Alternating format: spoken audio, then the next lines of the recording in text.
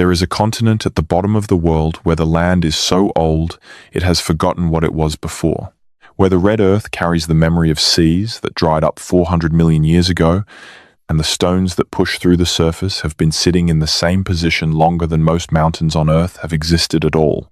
Most people, when they think of Australia, picture the Opera House gleaming on the harbour, or the Great Barrier Reef shimmering beneath tropical water, or maybe the endless golden expanse of the Outback seen from a plane window, featureless and vast and burning. But there is another Australia, one that very few people know about. One that does not appear in the tourist brochures or the school textbooks or the travel documentaries filmed by people who flew in from London or New York and spent 3 weeks near the coast. This other Australia exists in the silence between the red rocks, in the arrangements of stone that stretch across the desert floor in patterns too deliberate to be accidental and too ancient to be easily explained, in the engravings carved into sandstone that bear symbols no living person can fully translate, in the alignments of massive boulders that point towards stars whose significance we are only beginning to understand again, in the underground chambers carved by hands whose culture predates every civilization we have ever called great. Tonight, we are going inside all of it, slowly, without rushing, because the land itself does not rush, and the stories buried in it deserve more than a headline and a 2-minute clip. If you're watching this to fall asleep, that's exactly why I make these videos. Maybe subscribe and let me know where you are right now and what time it is. Close your eyes for a moment, or keep them open, whichever feels right. Picture yourself standing in the middle of the Australian Outback at night, not near a town, not near a road. Somewhere deep in the interior, where the nearest electric light is 150 kilometers away in any direction. The ground beneath your feet is still warm from the sun, because the desert holds heat the way stone holds memory, releasing it slowly after dark. Above you, the sky is doing something that you have probably never seen in your life if you grew up in a city. It is not dark, it is overflowing. The Milky Way is not a suggestion or a faint smear.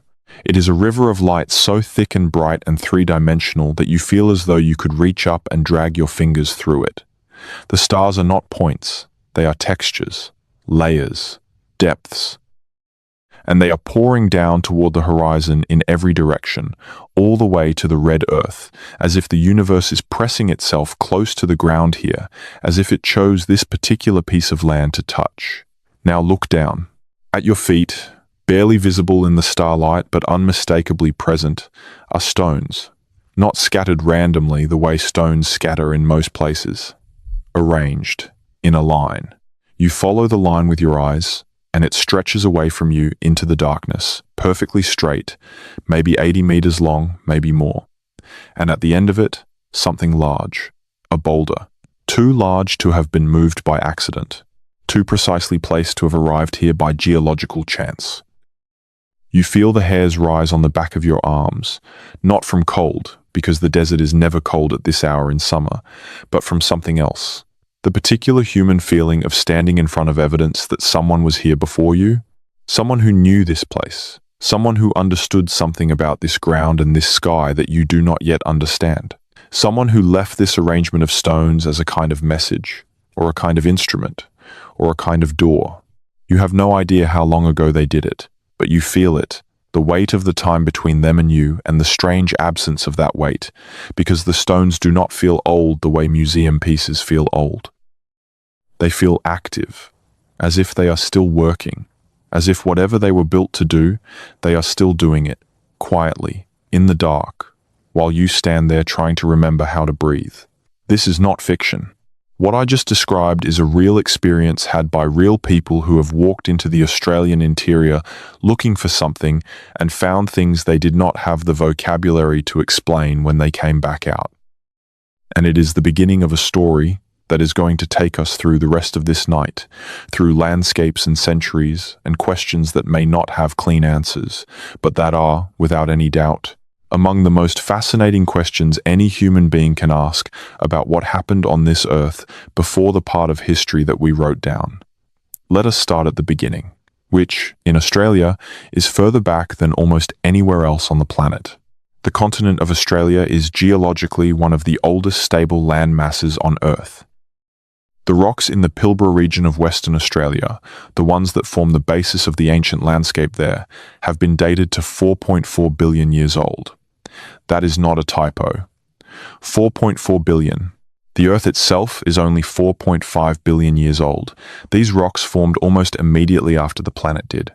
They have been sitting here in various configurations through every extinction event, every ice age, every continental drift, every sea level change the planet has ever experienced. The dinosaurs rose and fell while these rocks watched. The emergence of mammals happened over them. The evolution of primates into something that would eventually pick up one of these rocks and look at it curiously, that happened over them too.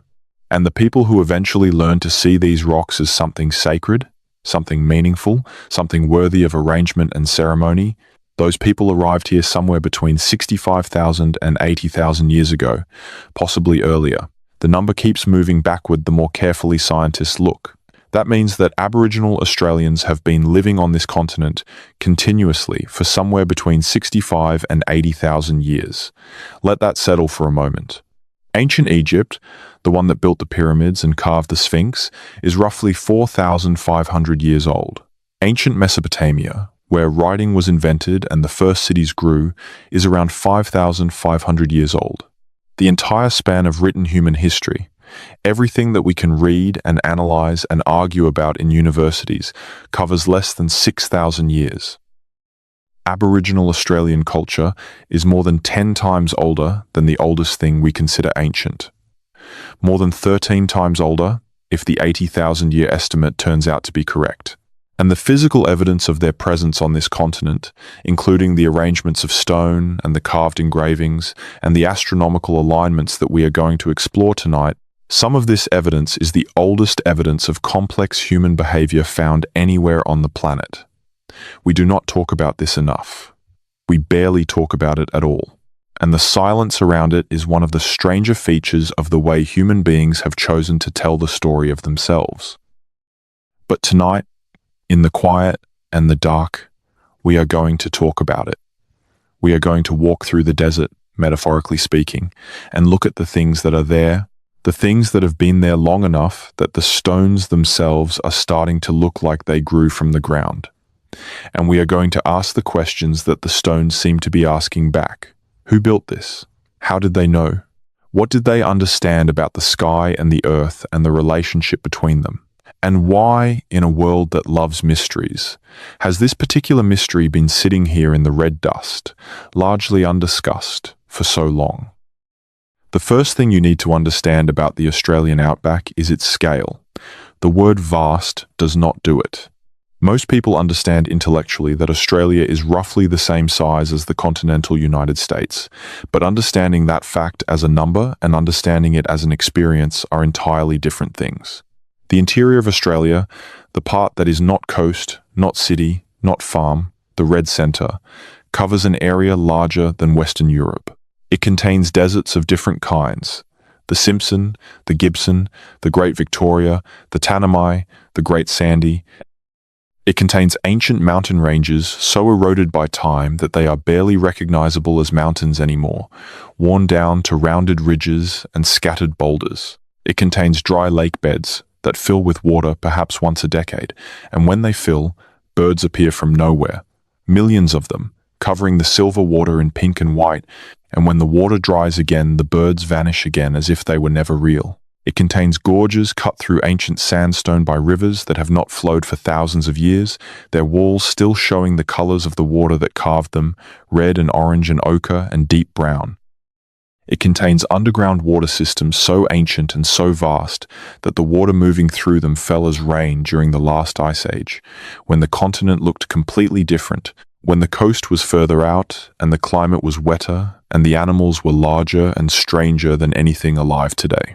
And scattered across all of this, across the whole impossible breadth of it, from the Kimberley in the northwest to the Cape in the northeast to the Nullarbor in the south, there are stones, arrangements of stones, engravings in stones, chambers built from stones, alignments pointing to specific points on the horizon where specific celestial events happen at specific times of year.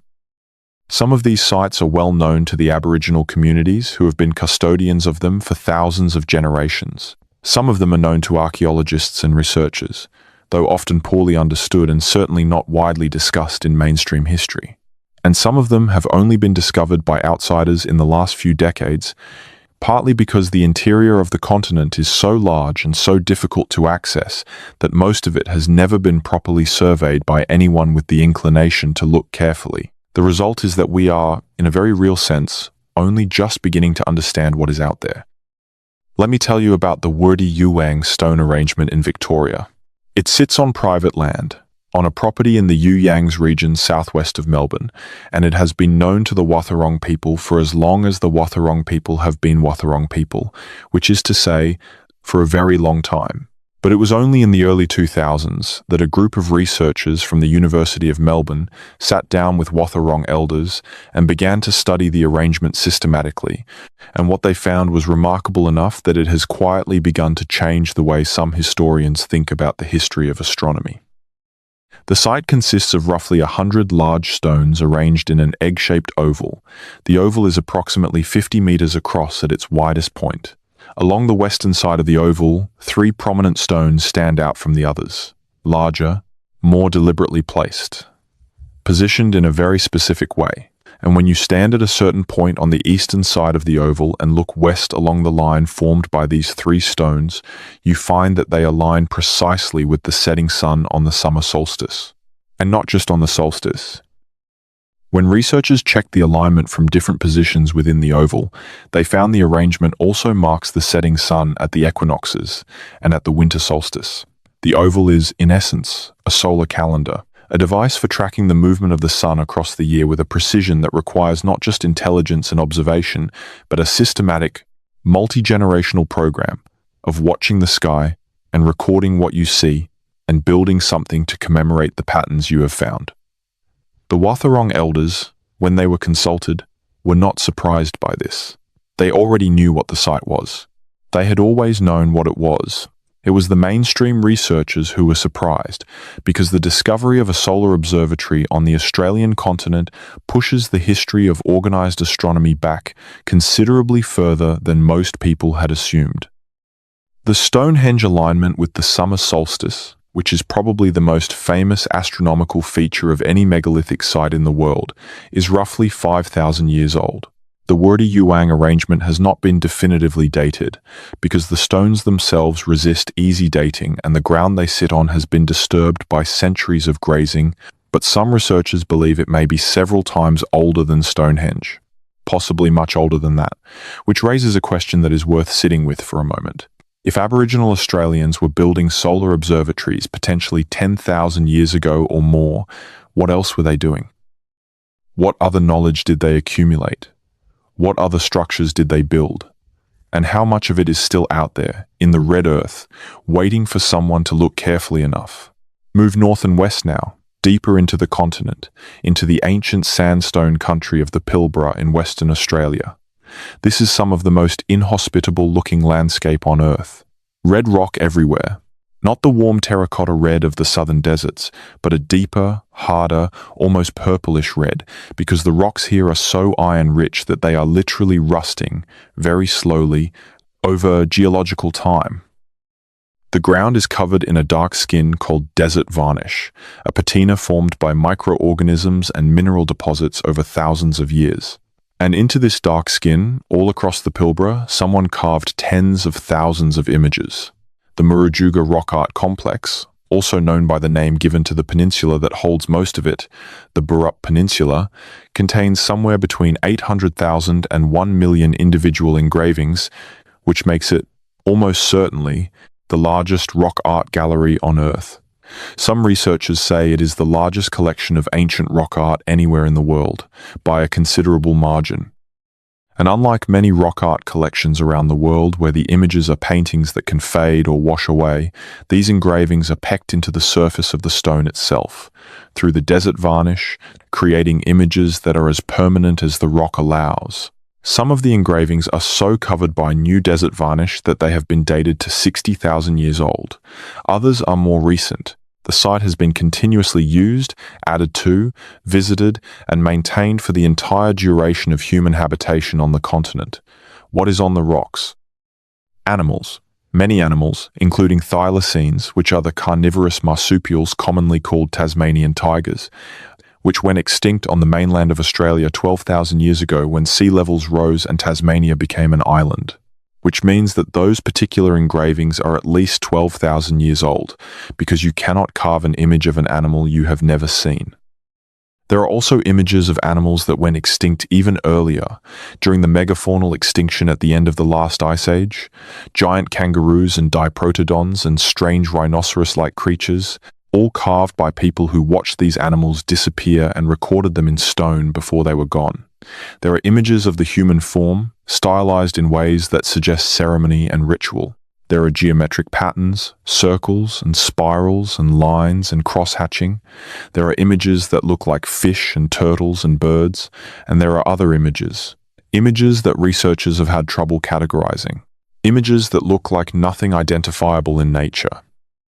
Images that have generated the kind of quiet, scholarly disagreement that is very different from wild theory, but is, in its way, equally interesting, because it suggests that whatever was being communicated in those images, we do not yet have the full context to understand it.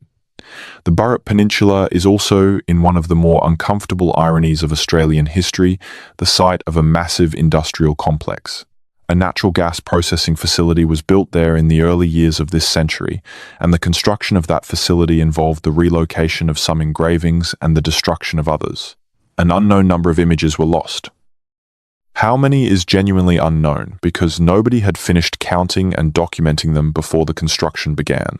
The traditional custodians of the site, the Ngaluma and Yaburara and Matuthunira and Inawonga and Kurama and Mardudu and Ngaliwuru peoples, fought the development for years. The site has since been nominated for World Heritage listing, and as of recent years, the process has been progressing, but the damage that was done cannot be undone. Some of the oldest human-made images on Earth were bulldozed to make room for a gas plant. This is the kind of fact that, once you know it, sits in you uncomfortably for a long time. But there is more in the Pilbara than the carvings.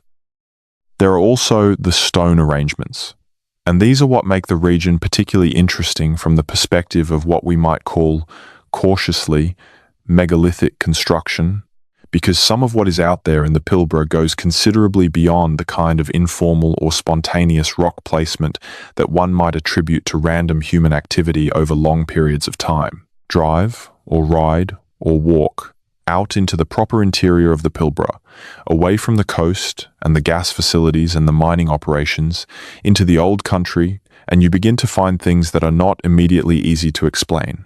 Stone circles, not just one or two, many. Some small, perhaps 5 or 6 meters across, which could be the remnants of shelters, a theory that holds up well for circular arrangements of small stones. But some are larger, considerably larger, and some are arranged in relation to other circles and in relation to specific landscape features like ridges and hills and waterholes and prominent rocks in ways that suggest a larger pattern, a deliberate spatial organization of the landscape that goes beyond shelter construction. The problem with studying these sites is several problems stacked on top of each other. The first is access.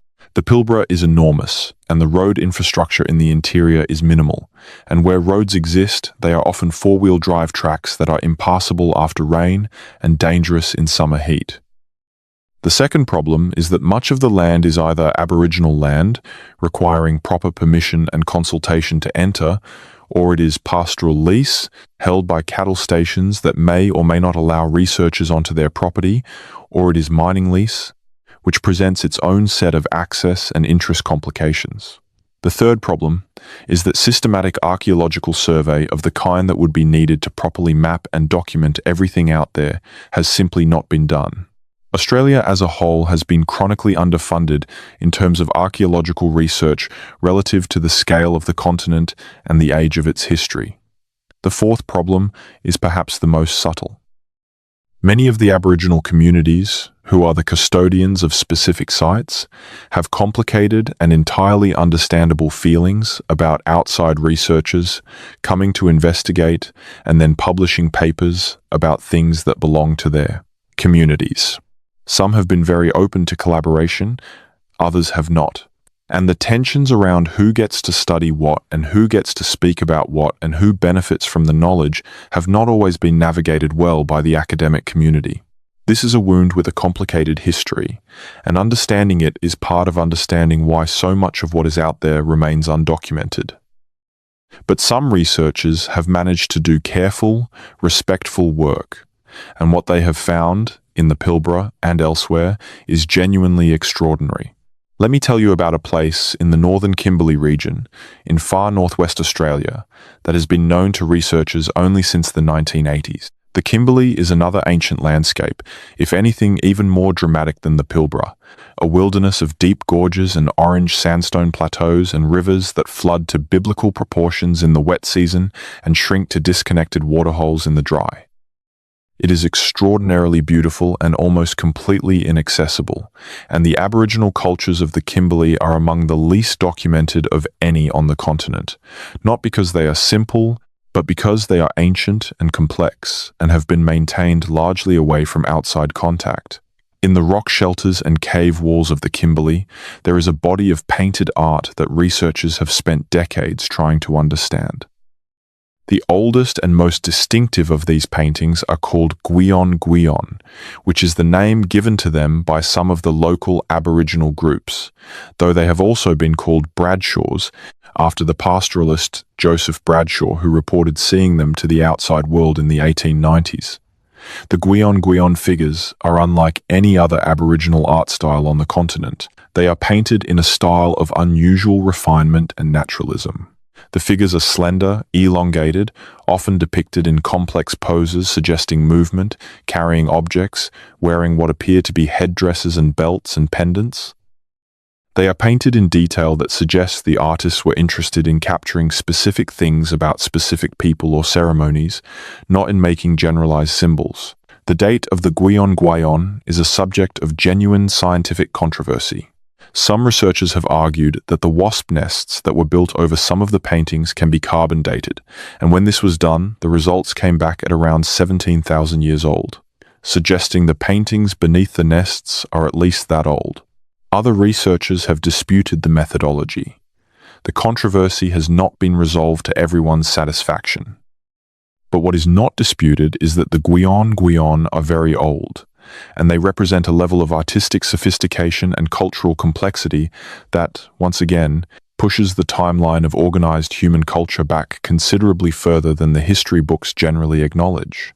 And there is a mystery attached to the Gwion Gwion that has never been satisfactorily resolved. The art style disappears from the rock walls at a certain point in the archaeological record. The Gwion Gwion are there, and then they are not there, replaced by a different style of art, the Wandjina figures, which are the ancestral beings of the living Ngarinyin and Warora and Wunumbal peoples of the Kimberley. The Wandjina have large round faces and no mouths, and a kind of radiant halo of lines around their heads, and they are repainted regularly by the custodian groups as part of ongoing ceremonial practice. Who were the people who painted the Gwion Gwion? What happened to them? Why did the style change so completely? These questions have generated theories from the scholarly to the wildly speculative, and we will return to some of them later.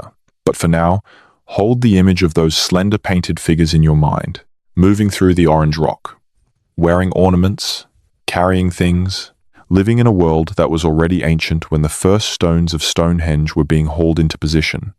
We need to go somewhere else now. South and east, into the vast flatness of the interior, into a landscape so different from the dramatic gorges of the Kimberley that it is almost hard to believe they are part of the same continent.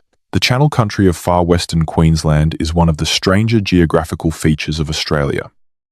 It is a region covered by a network of braided, interlocking creek channels, hundreds of them, spreading out across the flat country like the veins of a leaf, carrying water from the interior during floods and spreading it over an enormous area, then slowly releasing it back to the sky through evaporation over weeks and months. In a good flood year, the Channel Country is a temporary sea, vast, shallow, moving, alive with water birds and fish, and a brief explosion of life that is gone again by the time the dry season returns. In a bad year, it is dust. Just dust and dried mud and the ghost channels of water that is not there. In this country, along the margins of some of these ancient channel systems, researchers have found arrangements of stone that do not fit any simple category. Circles and lines. Lines that run for extraordinary distances across the flat ground. One arrangement, found in the 1990s by researchers surveying the region, consists of a series of stone lines that extend for over 3 kilometers in a broadly north-south orientation, intersected at intervals by shorter cross lines, creating something that looks, from the air, like a plan. The stones are not large, but they are numerous, and the arrangement is too regular, too extended, too geometrically consistent to be random. The local Aboriginal communities have knowledge of the site, but as with many such places, the specifics of that knowledge are not freely shared with outsiders, and the researchers who found the arrangement have mostly been cautious about making strong claims about its purpose or antiquity. But one thing they have not been cautious about is the observation that the lines point north and south with a precision that cannot be achieved by chance. To lay out a line 3 kilometers long that holds to true north with the kind of accuracy observed at this site, you need to be able to identify north reliably, which means you need to be watching the sky. You need to know which star or set of stars tells you where north is, or you need to watch the shadows cast by vertical objects at specific times of day, or you need to use some other method of determining direction with precision. None of these methods are difficult, but all of them require knowledge. Systematic knowledge. Knowledge that was built up over time and passed down and used and refined. Knowledge of the kind that does not appear in a single generation. The line does not prove anything beyond its own existence, but the line does ask a question. What were these people measuring? What were they tracking? What did they know about the sky and the earth that made it important to lay down a line 3 kilometers long pointing to the north with this kind of accuracy? Now I want to take you somewhere that very few people have heard of and even fewer have visited. A place in the Simpson Desert in South Australia and the Northern Territory, out where the dunes run in perfect parallel ridges for hundreds of kilometers, where the heat in summer can exceed 50 degrees Celsius in the shade, and where there is no shade, where the only water is carried in or found at the bottom of hand-dug wells that the traditional custodians have maintained for generations. In this country, which would seem to most modern eyes to be the least hospitable and least interesting landscape imaginable, there is a body of stonework that researchers are only beginning to get to grips with. The structures are not always immediately visible from the ground. The Simpson Desert is not flat, despite what the word desert implies. It is constantly corrugated by the dune ridges, and anything on the floor of the interdune corridors is hidden from view for most of the time. But from the air, in the right light, at the right angle, usually in the late afternoon when the sun is low and shadows are long, the pattern emerges. Circles, cleared areas within the corridors. Lines of stones running along the base of dunes. And in several locations, clusters of larger stones arranged in ways that seem to have spatial relationships with each other, to form groups, to mark particular places on the ground. Some of these features have been investigated, cautiously, carefully, with consultation with the traditional custodians of the area, the Arabana people to the south, and the Wankanguru and Yaluyandi people in the heart of the desert. What the researchers have found is that many of the stone arrangements are associated with particular songlines, the extraordinary network of roots and narratives that crisscross the continent, connecting sacred sites and water sources and significant landscape features in a web of song and story that functions simultaneously as map and calendar and lore and history and sacred text. The songlines are one of the most complex and least understood cultural achievements of any people on Earth. They are paths that traverse the continent, sometimes for thousands of kilometers, and they are memorized not as a list of directions, but as a sequence of songs, each song corresponding to a landscape feature, so that if you know the song you can navigate the country, and if you know the country, you understand the song. The stone arrangements along these routes are not decorative. They are markers, waypoints, ceremonial stations, places where specific songs are sung and specific rituals are performed and specific knowledge is transmitted from one generation to the next. But some of the stone arrangements are harder to fit into that framework. They are larger than waypoint markers. They are more elaborate than simple signposts. They sit in positions that are not obviously on any route, but are instead at specific geographic features, hilltops, lake margins, the meeting points of drainage systems, places that seem chosen for their visibility or their astronomical significance, or their relationship to underground water, and they are built with a care and a deliberateness that goes beyond the practical. Consider this. In the Arabana country near the northern edge of Lake Eyre, called Katithanda in the Arabana language, the largest salt lake in Australia and one of the lowest points on the continent, there are stone arrangements associated with the Araru, the creator beings of the Arabana cosmology. Some of these arrangements have been maintained continuously for as long as any living person can remember, and some were built or rebuilt by the ancestors of the Arabana in a time before living memory. Lake Eyre itself fills completely perhaps twice a century.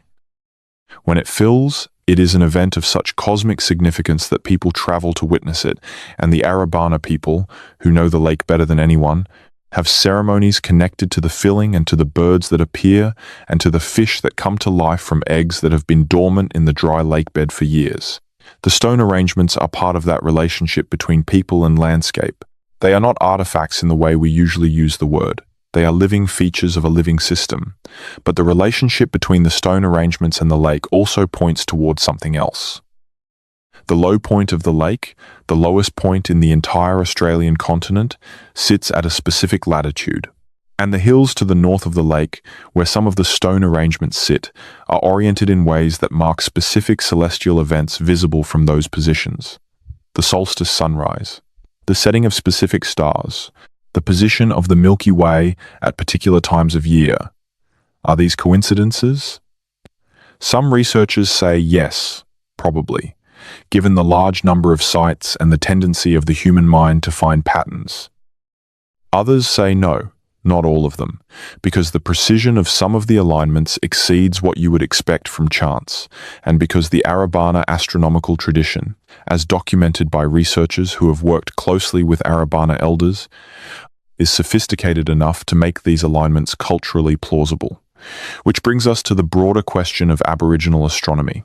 And this is where things get genuinely extraordinary, in a way that has been documented carefully and is not remotely speculative. The Aboriginal peoples of Australia have the oldest continuous astronomical tradition in the world. That is not a romantic claim. It is a statement of chronological fact, based on the age of the culture and the documented astronomical knowledge preserved within it. And the nature of that knowledge, when you begin to understand it, is startling. Most cultures that have practiced astronomy, going back to the Babylonians and the ancient Egyptians and the Maya and the builders of Stonehenge, have focused primarily on what we might call positive astronomy, the visible objects in the sky, the sun and the moon and the planets and the bright stars, the patterns formed by bright stars that we call constellations. But Aboriginal Australians practice something rarer and more sophisticated. They also practice what researchers call dark constellation astronomy.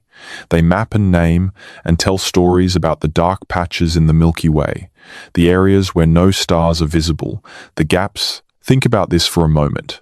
To identify a dark patch in the sky as a meaningful shape, you have to be able to see the Milky Way clearly enough that the dark patches within it have distinct, recognizable forms.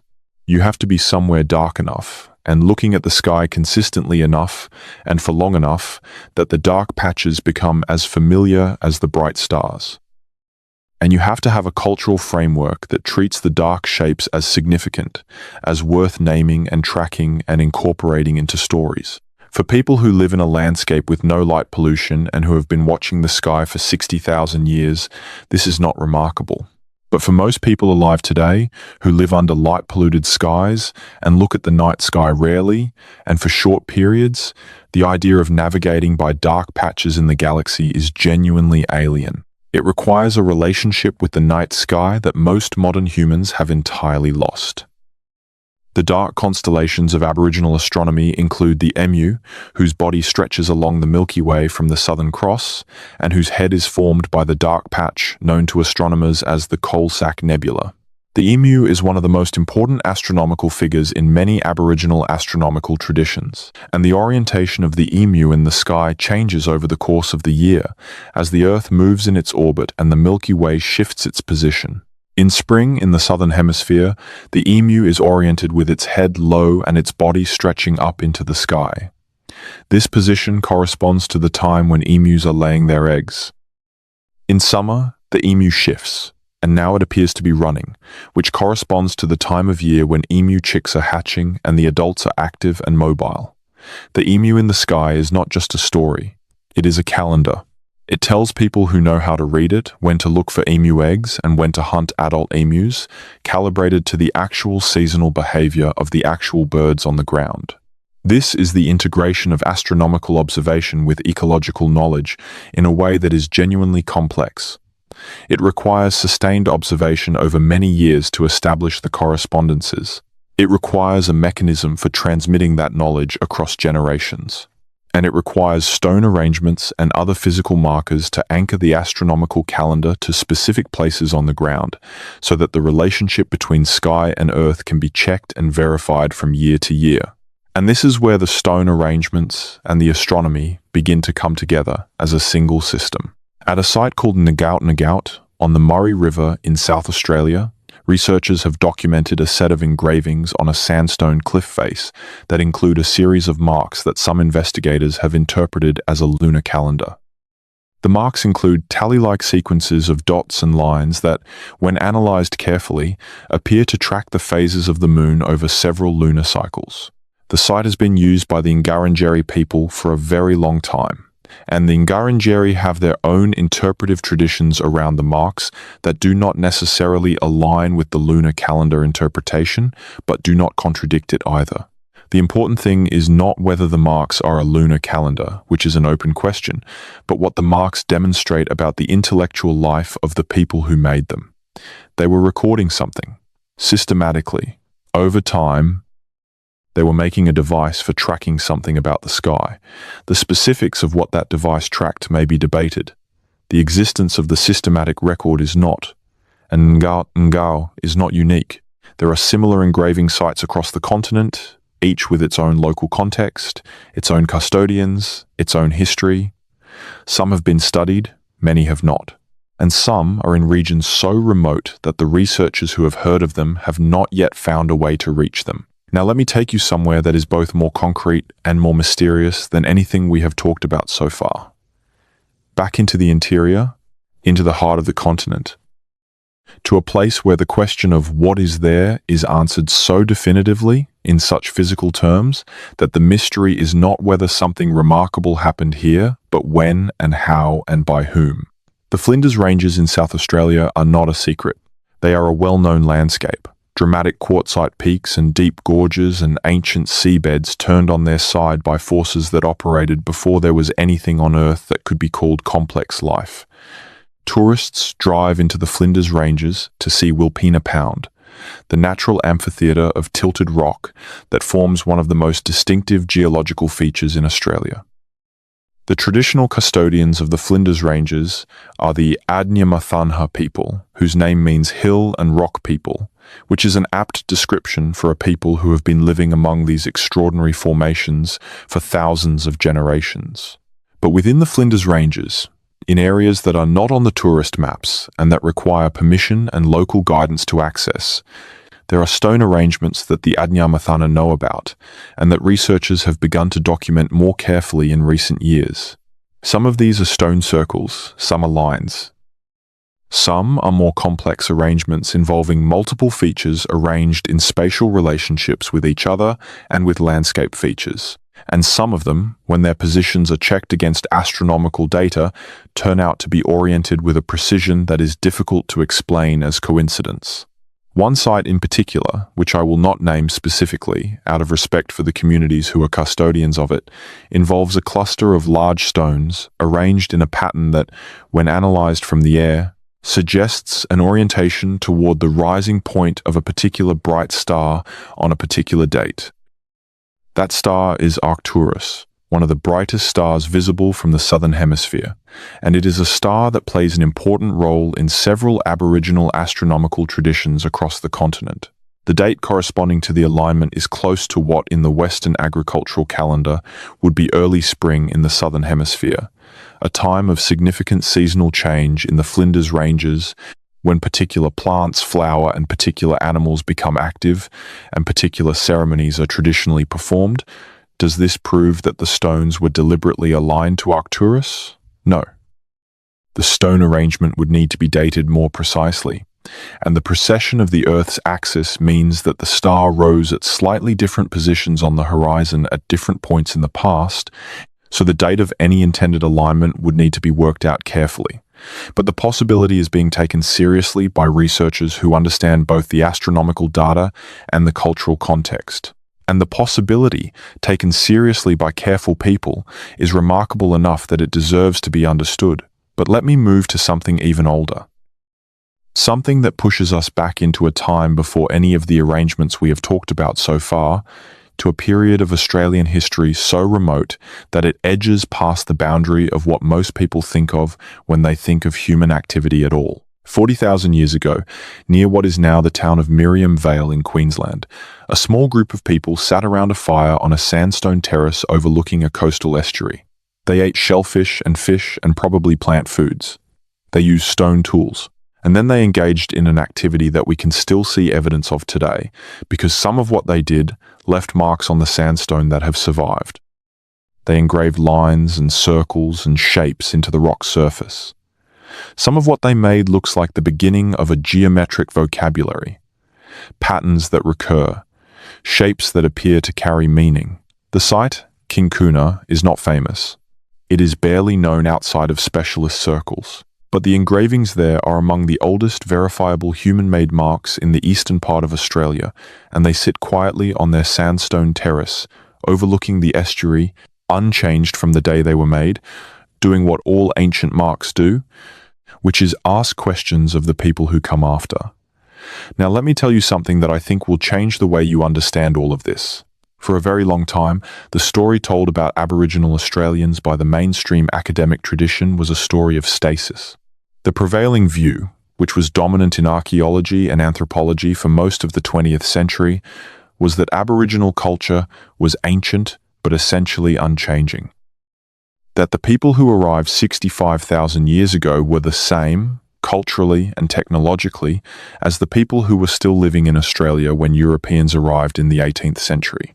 That there had been no development, no innovation, no accumulation of new knowledge or new technology over those tens of thousands of years. The phrase used again and again was the Stone Age, as if the entirety of Australian prehistory could be described by reference to a European framework developed to describe European history, and as if that framework captured everything important about what was happening in Australia.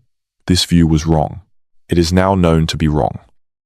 The evidence against it is overwhelming, has been building for decades, and yet the implications of that evidence have not fully filtered into the way most people in the English-speaking world understand Australian history. Here is what we now know. Aboriginal Australians were not static. Their cultures evolved, adapted, innovated, and developed over the full 65,000-year span of their presence on the continent, in ways that were shaped by the dramatic, climatic, and geographical changes the continent went through during that period. The end of the last ice age, around 12,000 years ago, raised sea levels by more than 100 meters over several thousand years, drowning vast areas of coastal land that had previously been inhabited. The peoples who lived in those drowned coastal zones were dispersed inland, and the cultures that emerged from that displacement were different from the ones that preceded it. New technologies appeared, including the backed blade, a small specialized stone tool that represented a significant innovation in the toolkit, and changes in the way people organized their use of the landscape.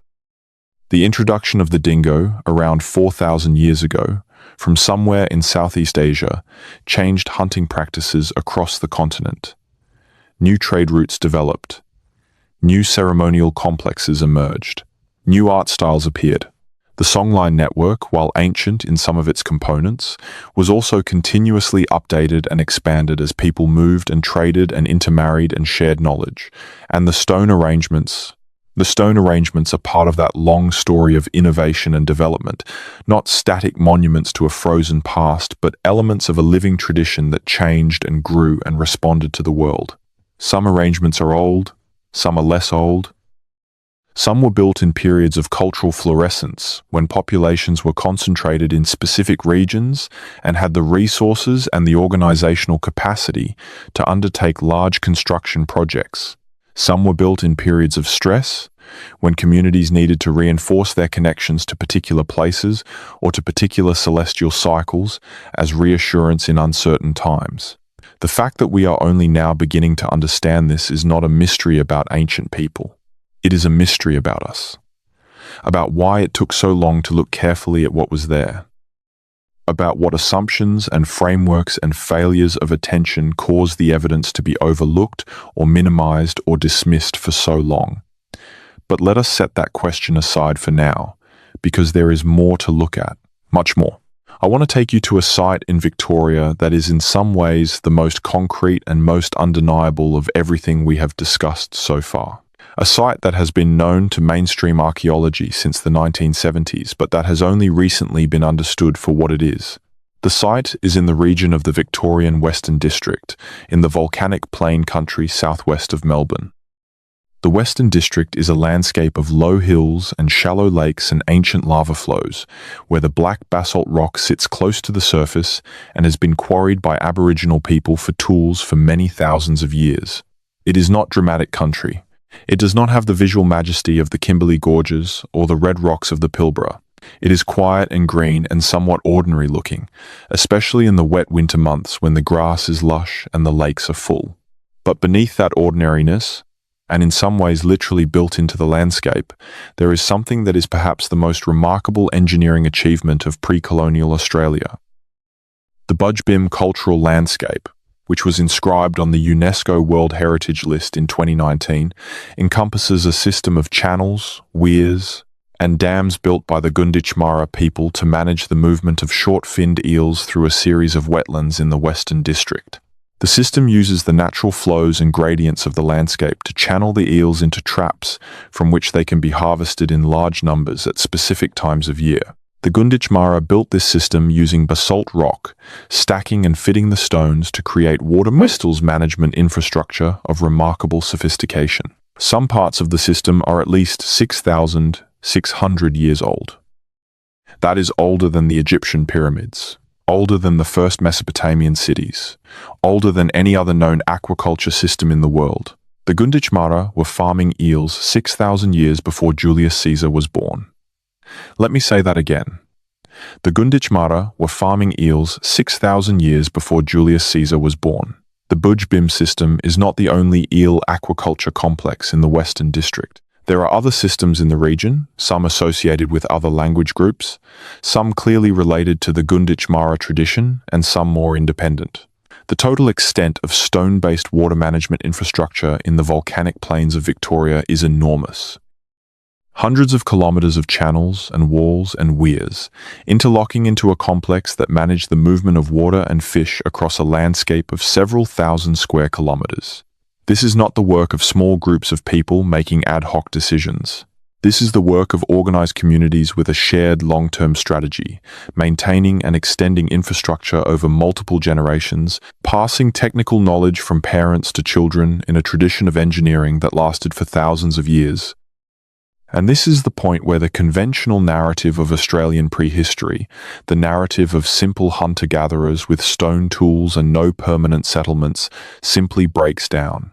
Because you cannot build and maintain a system like this without something that looks, in functional terms, very much like settlement. You cannot have the institutional continuity required to plan and build and maintain this system without something that functions, in terms of organization and knowledge transmission, very much like a complex society. Not a state, not a government in the European sense, but an organized community with a shared long-term relationship with a specific landscape and a shared technical tradition and a shared system of authority sufficient to coordinate large-scale collective work. This is what the stone arrangements and the water management systems and the astronomical observatories are pointing toward when you consider them together. Not a picture of people living as nature intended, static and simple, but a picture of people living as intelligent social creatures do, which is to say adaptively, creatively, collectively, over vast spans of time, in intimate relationship with the specific characteristics of the specific country they inhabited. The term most researchers now use for this kind of organized relationship with a landscape is land management. Aboriginal Australians were not just living in the landscape, they were managing it, with fire, which they used systematically and with great sophistication to shape vegetation patterns and animal distributions across the continent. With water management infrastructure of the kind we see at Bujbim, with selective harvesting practices that maintain the productivity of plant and animal populations over long periods, with a deep and detailed knowledge of ecological systems that allowed them to intervene in those systems in productive ways while maintaining their long-term health. The landscape that the first European settlers encountered in Australia was not wilderness. It was a managed landscape. It looked like wilderness to European eyes because it was not managed in ways Europeans recognized. But the absence of fenced fields and plowed furrows does not mean the absence of management. It means a different kind of management, a more subtle, more integrated, more ecologically sophisticated kind. And the stone sites, all of them, are part of that management. They mark the important points in the managed landscape. The water sources and the astronomical calendars and the ceremonial stations and the trading nodes. They are the infrastructure of a civilization that did not look like European civilization, but was civilization nonetheless. Complex, organized, long-lived, remarkably successful in the terms that matter most, which is to say, it sustained itself for 65,000 years on a continent that regularly tried to kill everything on it. Now I want to go somewhere darker, not physically darker, though the places I am going to describe are in some cases genuinely remote and genuinely unlit. Darker in the sense that the mysteries I am going to describe are less thoroughly understood, less carefully documented, more deeply contested. These are the places where the evidence is real but the interpretation is not clear, where the questions are genuine but the answers are not. In several locations in the Australian interior, researchers and explorers have reported finding stone structures that do not fit any known category of Aboriginal construction. I am not talking about small stone arrangements here. I am talking about things that are larger and stranger and more architecturally deliberate. There is a location in the interior of Western Australia, the precise location of which is known to perhaps a dozen people outside of the Aboriginal communities of the region, and which those communities are not publicising, where a cluster of large flat stones has been arranged into what appears to be a series of low walls. The walls are not high, most are less than a metre, but they form distinct enclosures, roughly rectangular in plan, with what appear to be entrances oriented in specific directions. The stones are heavy, the kind of stones that require multiple people to move, and they are fitted together with a care that suggests an intention to make them stable and permanent. The site has been examined by one researcher, who described it carefully and photographed it, and then declined to publish the coordinates or the community name out of deference to the wishes of the custodians. The photographs show something that, if you saw them without knowing where they were taken, might make you think of a very simple, very ancient stone building. The community who are custodians of the site have knowledge of it that they have chosen not to share in detail with outsiders, and the researcher who visited has chosen to respect that decision. So we know the site exists, and we have the photographs, and we have the descriptions, but we do not have coordinates, and we do not have excavation data, and we do not have dates. We have a tantalizing fragment of something that may or may not be as significant as it looks. This kind of situation, a site that is known to exist but cannot be fully documented because of a reasonable conflict between academic curiosity and community sovereignty, is more common in Australian archaeology than most people realise. And it points to a genuine complexity in the study of these places, one that does not have an easy resolution. The communities who are custodians of the sites are not being obstructionist when they decline to provide access or information. They are being careful with things that belong to them. things that have been damaged in the past when outside researchers came in without full understanding or respect. The onus is on the researchers to find ways of working that are genuinely collaborative and genuinely deferential to community authority. This is being done in many cases, and the work that results from those genuine collaborations is the most valuable archaeological work happening in Australia right now. But it takes time. It requires relationships. It cannot be hurried by the publishing schedule of a journal or the curiosity of an audience that wants answers now. There is another category of mysterious stone features in Australia that is even less well understood, and that is the stone arrangements found in places that are, geologically and geographically, extremely surprising locations. In the interior of the Gibson Desert in Western Australia, which is one of the most genuinely remote and uninhabited areas of the continent, researchers conducting aerial surveys in the early 2000s identified what appeared to be several large circular stone arrangements. These were not small. The largest appeared to be several hundred meters in diameter. They were visible from the air because the stones were laid on a surface of pale sand, and the contrast between the dark stones and the pale ground made the arrangement visible from altitude. When researchers attempted to ground truth the aerial observations, the logistical challenges of getting to the site in the center of the Gibson Desert proved very difficult. A ground expedition eventually reached the area and confirmed that the stones were indeed present and arranged in ways that suggested deliberate placement. But the scale of the arrangement, the remote location, and the absence of obvious water sources nearby created more questions than the brief expedition could answer. Who made these arrangements? When? What was the purpose of a large circular stone arrangement in one of the most waterless and inaccessible parts of the continent? The Gibson Desert is not uninhabited in the Aboriginal sense, but permanent habitation of the deep interior requires a knowledge of water sources that is very precise and very carefully maintained, and the population that could be sustained in the deep Gibson is small. What kind of event or purpose or significance would bring enough people together in such a place to construct a stone arrangement on that scale? These questions remain genuinely open. The site has not been excavated. The stones have not been dated. The local Aboriginal communities with connections to the area have not been extensively consulted, partly because identifying which communities have primary custodial responsibility for the deep Gibson is itself a complex question given the disruption of communities during the colonial period. The site sits in the category of known but not understood, which is not unusual for Australian prehistory but is, in this case, particularly striking because of the scale. And speaking of scale, let me tell you about something that is perhaps the most audacious feature of the Australian prehistoric landscape, the thing that, when you begin to understand it, makes everything else seem like a detail. The songlines. I mentioned them earlier, but I want to come back to them now, because the songlines are not just a cultural curiosity. They are, in the most literal sense, the largest organized human cognitive achievement on Earth, and they are intimately connected to the stone sites. The songlines, called by different names in different language groups, dreaming tracks, Jankawu paths, ancestral trails, are routes across the landscape that trace the journeys of ancestral beings during the dream time, the creative era at the beginning of everything.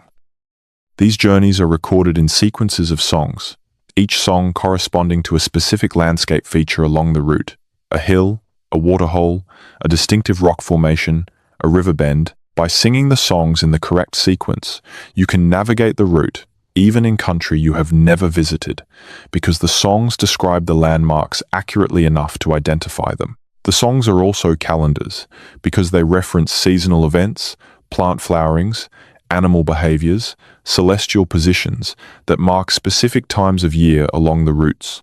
And the songs are law, because they encode the rights and responsibilities of particular groups to particular areas of land. The songline network crosses the entire continent. Lines from different language groups intersect and overlap, creating a web of narrative routes that connects every part of Australia to every other part. When a person follows a songline from their own country into the country of a neighboring group, they must perform specific ceremonies of acknowledgement at the boundary, because the songs that apply in one language group's country change at the borders. The neighboring group has different songs for the same landmarks, or songs in a different language that record different aspects of the ancestral journey. Learning where one group's songlines connect to another group's is one of the most important aspects of the knowledge held by senior Aboriginal men and women, because it is through these connections that long-distance trade and ceremony and marriage can take place. And the stone arrangements mark the songlines. Systematically, a stone arrangement at a significant site on a songline is a physical anchor for the sacred geography. It marks the place where a ceremony is performed, where particular knowledge is transmitted, where the ancestral narrative reaches a crucial point. Removing a stone arrangement, or destroying it, or even moving its stones, is not just an archaeological loss. It is an interruption of the living system that the arrangement is part of. This is why the destruction of parts of the Burrup Peninsula art complex was such a profound harm. Not just because it destroyed old things, but because it interrupted the living relationship between the Ngarluma and Yaburara people and their country, a relationship that is embodied in the art and the stone arrangements and the ceremonies that connect them. Now, let me tell you about something that sits right on the edge of what is verifiable and what is speculative, and I am going to be careful to distinguish between the two, because I think the distinction matters. There is a tradition, present in several Aboriginal communities across the continent, of stories about people who came from across the sea, not the Europeans, who came much later, and whose arrival is recorded in ways that are very clear and very recent. But earlier visitors, people who arrived in boats, who brought specific objects or specific knowledge, who interacted with the Aboriginal communities they encountered in ways that are now preserved in oral tradition as stories about encounters with strangers. These stories are not identical across different communities, and in some cases they describe very different kinds of visitors. Some describe tall, fair-haired people. Some describe dark-skinned people who wore different kinds of clothing. Some describe encounters that resulted in conflict. Some describe more peaceful exchanges. Are these stories memories of real events? Did people from Southeast Asia or further afield visit the Australian mainland before European contact? The archaeological evidence for this possibility is limited but not zero. There are objects found at Australian sites that appear to have come from Southeast Asia, including Indonesian swords found in Arnhem Land. There are genetic studies that suggest contact between Aboriginal populations and Indian populations approximately 4,000 years ago, a contact that also appears to be associated with the introduction of the dingo. There is the extraordinary seafaring tradition of the Torres Strait Islander peoples, who maintained trade and contact relationships with the peoples of coastal New Guinea for thousands of years, and whose maritime knowledge extended well beyond what European observers gave them credit for. But the more dramatic claims that there were visitors from distant continents who left significant traces in the Australian landscape, these claims require much more careful treatment. There is a body of alternative research, much of it circulated online and some of it in book form, that argues for a much more dramatic picture. For Egyptian visitors, for Phoenician traders, for Chinese explorers, for people from ancient civilizations who left behind carved inscriptions and building techniques, and even DNA in the Australian population. Most of these claims, when examined carefully, do not hold up. The inscriptions that are claimed to be Egyptian hieroglyphs are generally not hieroglyphs, or are examples of modern vandalism, or are natural weathering features misidentified as writing. The architectural parallels drawn between Australian stone sites and Egyptian or Phoenician construction are superficial and do not survive close examination. The genetic evidence for ancient transoceanic contact is contested and has not been replicated in larger studies. I am telling you this not to dismiss the question entirely, but to be honest about where the evidence is. The honest picture is this: there is real, documented evidence of contact between Aboriginal Australians and Southeast Asian peoples in the historical period, and the genetic evidence suggests this contact goes back several thousand years. There is no credible evidence of contact with ancient Egypt or ancient Phoenicia or ancient China. The stone arrangements in Australia are genuinely remarkable and genuinely mysterious in terms of their full extent and age and cultural significance. They do not need to be explained by reference to ancient visitors from other continents. They are the work of the Aboriginal Australian peoples, who have lived here for 65,000 years and who have been doing complex and sophisticated things for the entirety of that time. The mystery is not that someone from somewhere else built these things. The mystery is that we live in a world where people would find it easier to believe that someone from somewhere else built these things than to believe that the people who have been here for 65,000 years built them.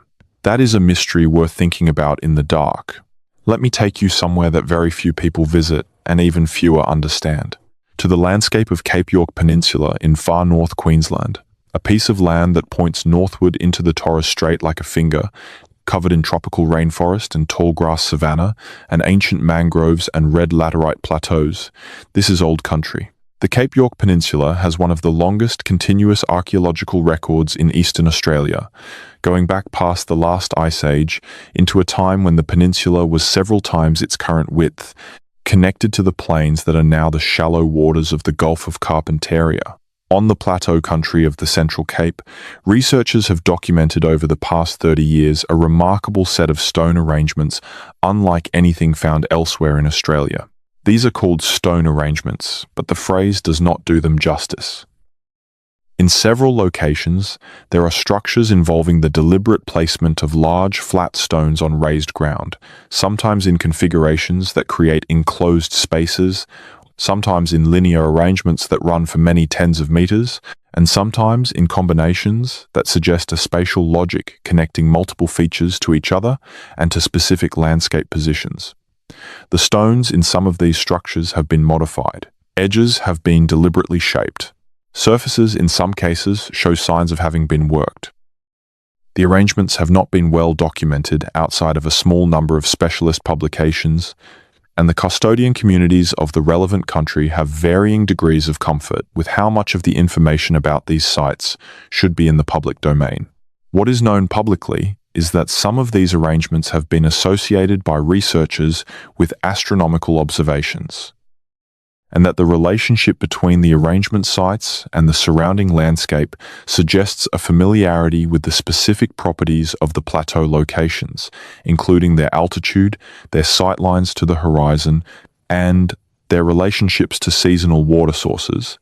That represents deep and specific knowledge of the territory. There is also something else associated with the Cape York stone sites: rock art.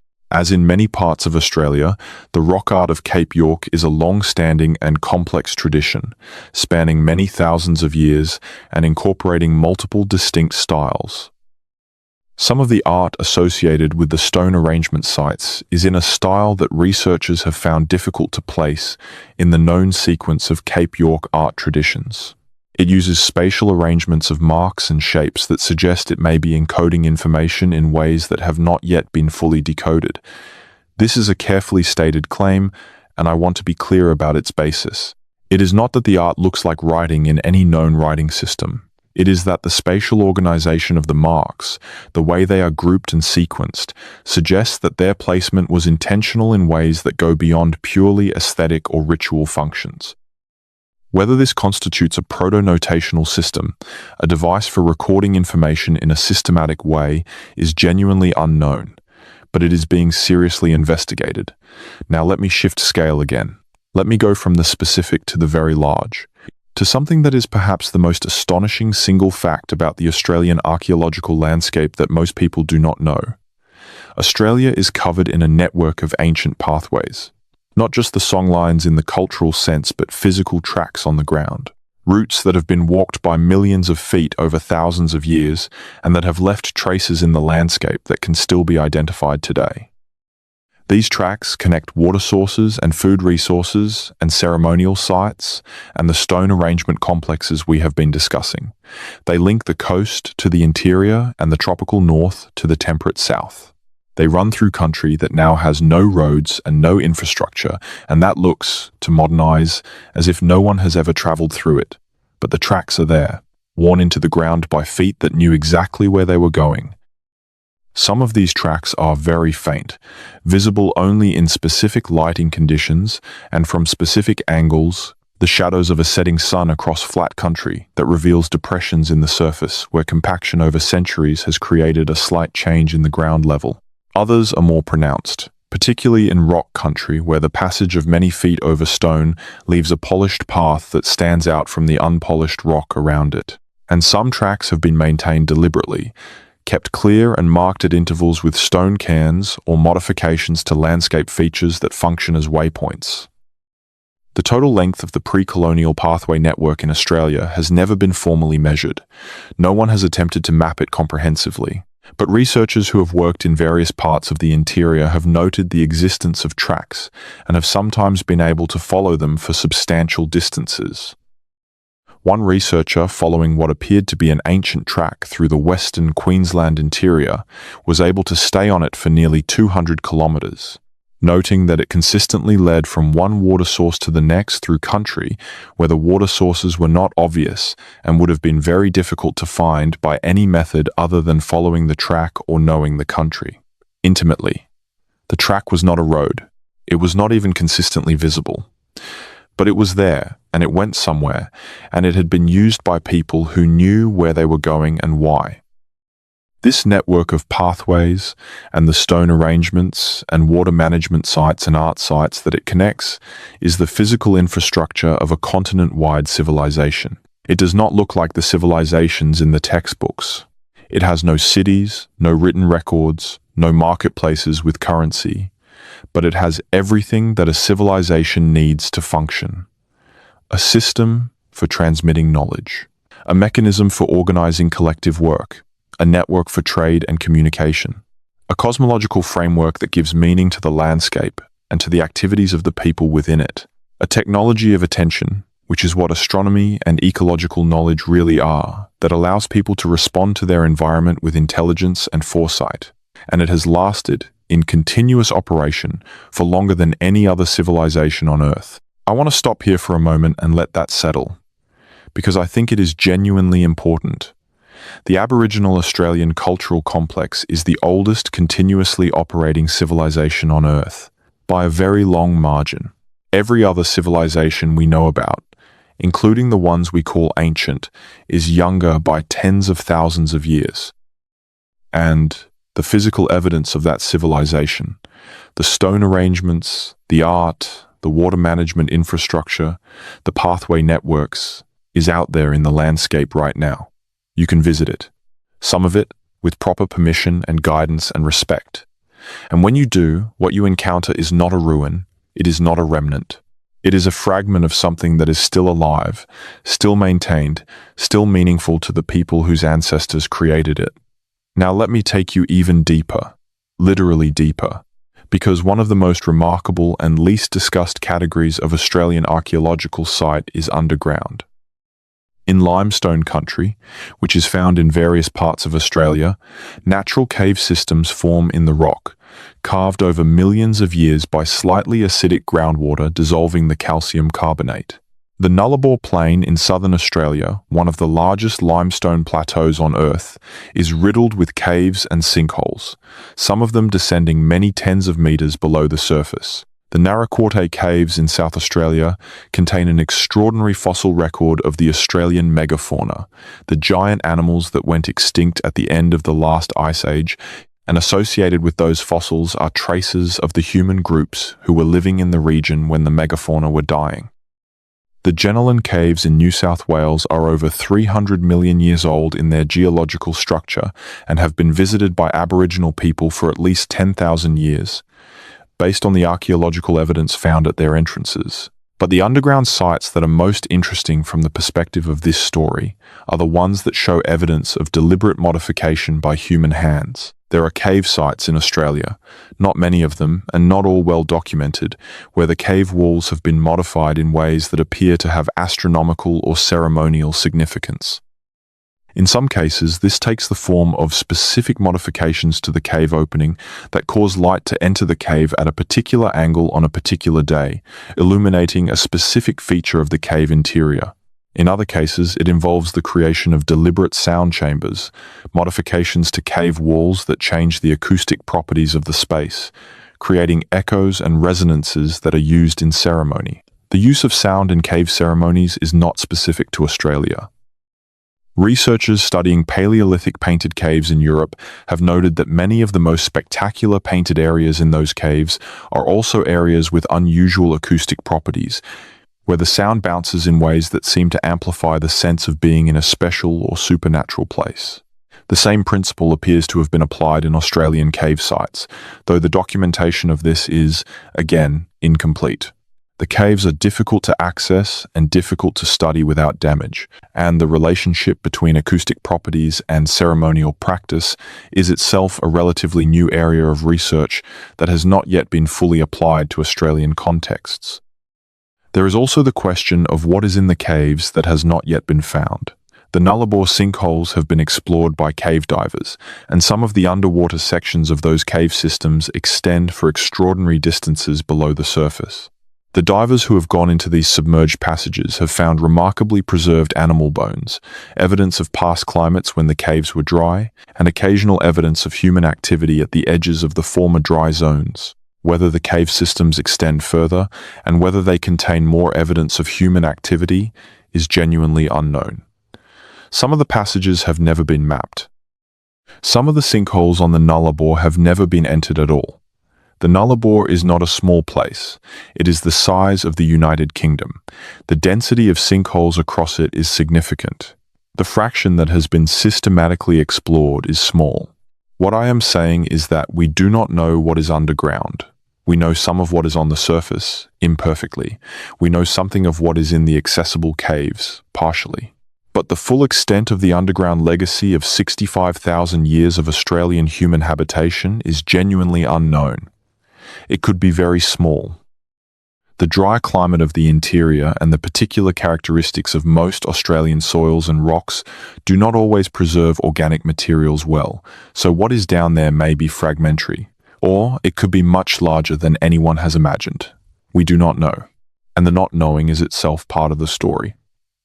Let me tell you about something that happened in the 1990s that changed the way some researchers thought about Australian prehistory. A group of researchers studying Aboriginal oral traditions in coastal New South Wales began working with elders from the Yuin people on the south coast.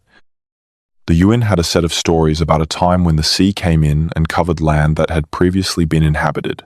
The stories described specific landscape features, islands and peninsulas and rocky outcrops that the ancestors had known as hills and headlands when the land was dry, and they described the way the sea rose and covered those features, changing the coastline from the one in the stories to the one that exists today. The researchers checked these stories against the known sea level data for the south coast of New South Wales. Sea levels rose dramatically at the end of the last ice age, between 12,000 and 7,000 years ago, flooding the coastal margins and permanently changing the coastline. The landscape features described in the Yuin stories matched, with remarkable accuracy, the known topography of the underwater land now submerged beneath the shelf. The stories were memories. Memories of a coastline that has been underwater for 7,000 years. Maintained in oral tradition for 7,000 years, accurately enough that researchers in the 1990s could use them to identify specific submerged features. 7,000 years of oral memory. The oldest known written record is the cuneiform tablets of Mesopotamia, roughly 5,000 years old. The Yuin oral tradition described in these stories is 2,000 years older than the oldest written record in human history. This is not an isolated example. Similar documented cases of deep oral memory have been found in Aboriginal traditions from various parts of the continent. Traditions describing volcanic eruptions that happened 7,000 years ago in what is now the Northern Territory. Traditions describing the flooding of a lake that happened 10,000 years ago in South Australia. Traditions describing the presence of specific large animals that went extinct at the end of the last ice age. These are not vague, generalized stories. They are specific. They name features. They describe events. And when checked against the physical record, they are accurate. The implications are significant. If Aboriginal oral tradition can maintain accurate descriptions of physical events for 7,000 years, and possibly for 10,000 years or more, then the oral traditions associated with the stone arrangement sites, the stories that the custodian communities have maintained about these sites, may contain accurate information about the circumstances in which the sites were built, including their age, their purpose, and the astronomical or ecological systems they were designed to serve. The oral tradition is not separate from the archaeological evidence. It is itself a form of archaeological evidence, one that has been consistently undervalued by researchers who were trained in a tradition that trusts only physical artifacts and written records. This is one of the deepest changes in Australian archaeological practice over the past 30 years. The recognition that Aboriginal oral tradition is a legitimate source of historical information, subject to the same kinds of critical analysis as any other source, but not subject to automatic dismissal on the basis of being oral. The researchers who have integrated oral and physical evidence most successfully are the ones who have produced the most profound and important work on Australian prehistory. And the picture they have produced, while still incomplete, is far richer and far more complex than anything the earlier, purely material tradition was able to generate. Now I want to return to the sky, because the sky is where so many of these threads come together. Imagine lying on your back on the red earth of the Australian interior at midnight. The warmth of the day is still radiating up from the ground beneath you. The air is perfectly still. Above you, the Milky Way arcs across the entire sky from one horizon to the other, thicker and brighter than you have ever seen it, the galactic center directly overhead, blazing with a density of light that seems almost liquid. And in that galactic center, clearly visible as a dark shape against the bright background, is the head of the emu. The dark nebula that the ancestral traditions of many inland groups have called or described in their narratives as the head of an emu, extending her neck as she bends to feed. Somewhere to the south, the Southern Cross sits low, its two pointer stars bright and steady, and the dark patch beside it, the coal sack, forms the head of the emu in the way that most Aboriginal groups understand it. But up here, in the galactic center, the body of the emu stretches. You can see it. Once you know what to look for, you can see it clearly. A dark lane through the brightness, shaped unmistakably like the long neck and body of a bird. And once you see it, you understand something about the people who named it. They were not guessing. They were not being poetic. They were describing something real, something visible, something that anyone who has spent enough time under dark skies in the southern hemisphere can verify for themselves. The emu is there, and the emu marks time. In the spring, the emu rises in the east after dark with her head up and her body stretching above the horizon. This is when the emus on the ground are sitting on their eggs. In the summer, the emu turns and her body becomes horizontal, stretched along the horizon. This is when the emu chicks are hatching. As the year progresses, the emu's position shifts again, and the celestial calendar corresponds to the terrestrial events with an accuracy that reflects centuries of careful observation. Now, go back to Wurdi Yuwang, the solar observatory in Victoria. The three stones pointing west that align with the setting sun at the solstices and equinoxes. Now add the emu calendar to that picture. Now add the lunar calendar that may be encoded at Engout. Now add the stellar alignments at the Flinders Ranges sites. Now add the pathway networks that connect these sites across the continent. And now add the oral traditions that maintain the astronomical knowledge encoded in all of this across 70,000 years of continuous practice. What do you have? You have a civilization that has been reading the sky for longer than any other civilization on Earth. A civilization that has integrated astronomical knowledge into its law, its ecology, its ceremonial practice, its navigation, its calendar, its food production, its trade, its art, and its physical landscape so completely that you cannot separate the astronomy from anything else without losing the whole.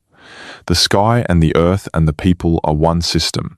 They have always been one system. The stone arrangements are the knots in the web that holds the system together. Let me take you, now, to a conversation that happened some years ago between a researcher and an elder woman in the western desert of South Australia. The conversation was recorded with the elder's permission and has been published in part in an academic context. I'm going to describe it rather than quote it directly, because I think the spirit of it matters more than the specific words. The researcher was asking the elder about a set of stone arrangements in her country that the researcher had been trying to document. The elder listened to the researcher's description and then asked the researcher what the researcher thought the arrangements were for. The researcher explained the different theories: solar calendar, waypoint on a songline, ceremonial site, astronomical observatory. The elder listened to all of this and then said, essentially, that the researcher was not wrong about any of those things, but was also missing the main point. The main point, the elder said, was that the arrangements were not for anything, they were something. They were part of the country in the same way that a waterhole is part of the country, not built to serve a function external to themselves, but existing as part of the life of the place. The country was alive. The stones were part of that life.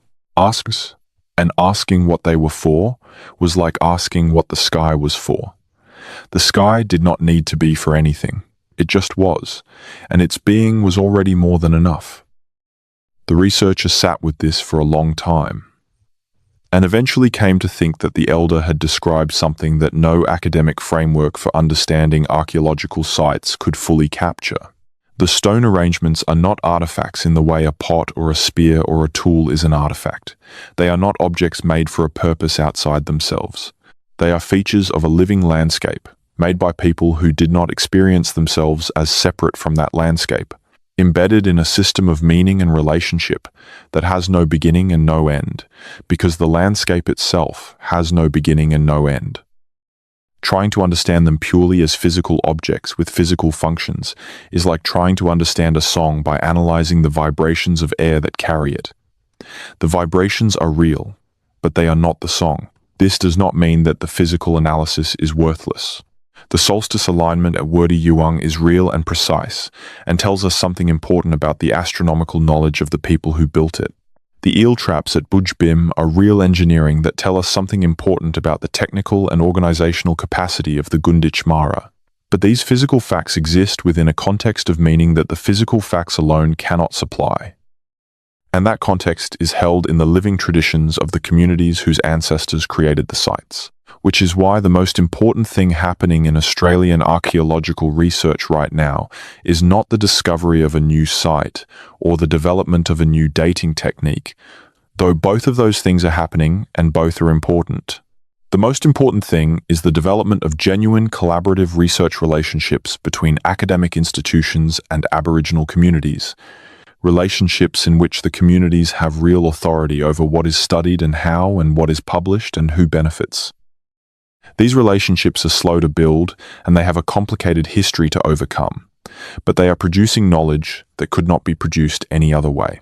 Knowledge that will, over the coming decades, fundamentally change the picture of Australian prehistory that most of the world carries in its head. And the stone sites, all of them, the solar observatories and the art complexes and the eel traps and the pathway networks and the sky maps and the oral traditions, they will be at the center of that change. Because they are the most physical, most undeniable evidence that something remarkable and ancient and extraordinary was happening here, has been happening here, for longer than the mind easily grasps. Let me tell you about one more place before we begin to move toward the end of this night. There is a gorge in the Western Kimberley that I am going to call the Gorge of 1,000 Voices, not because it has that name, it doesn't, but because of something the people who know it say about it. The gorge cuts through ancient orange sandstone for several kilometers, its walls rising 50 meters on either side, the floor a dry sandy creek bed strewn with river-worn boulders. Water flows through it for a few weeks each year during the wet season, and then it is dry again until the next year's rain. On the walls of the gorge, at various heights, painted and incised by the ancestors of the current custodians over a span of thousands of years, there are thousands of images, layers of them. The oldest at the bottom, faded and partially obscured by newer images added over the centuries. The newest, near the tops of the walls, bright and clear and vivid. But what gives the gorge its quality of voices is something that visitors experience differently from how they experience most art galleries. In the gorge, the images are not separate, they are a continuum. They flow into each other, different generations of artists in conversation with each other, adding to what came before, responding to it, transforming it, maintaining the essential themes while allowing the specific images to evolve. You cannot stand in the gorge and look at one painting and understand it. You have to look at everything, the whole wall, the whole gorge. The entire layered accumulation of 10,000 years of human attention focused on this particular piece of sandstone, this particular corridor through the rock, this particular relationship between the dry creek and the towering walls and the sky visible in a narrow strip above. And at specific times of year, specific tricks of the light make specific parts of the wall visible that are hidden at other times. A panel deep in shadow for most of the year catches the afternoon sun for a few weeks in late autumn and is suddenly blazing with images that seem to leap from the stone. A set of engravings near the base of a wall catches the morning light at the equinox and throws shadows that emphasize specific shapes in ways that may be intentional. The gorge is a gallery designed to be read over time, to be visited repeatedly, in different seasons, at different times of day, in different states of knowledge. Each visit reveals something that the previous visit missed. Each additional layer of knowledge you carry when you return makes the images speak more clearly. This is not a metaphor.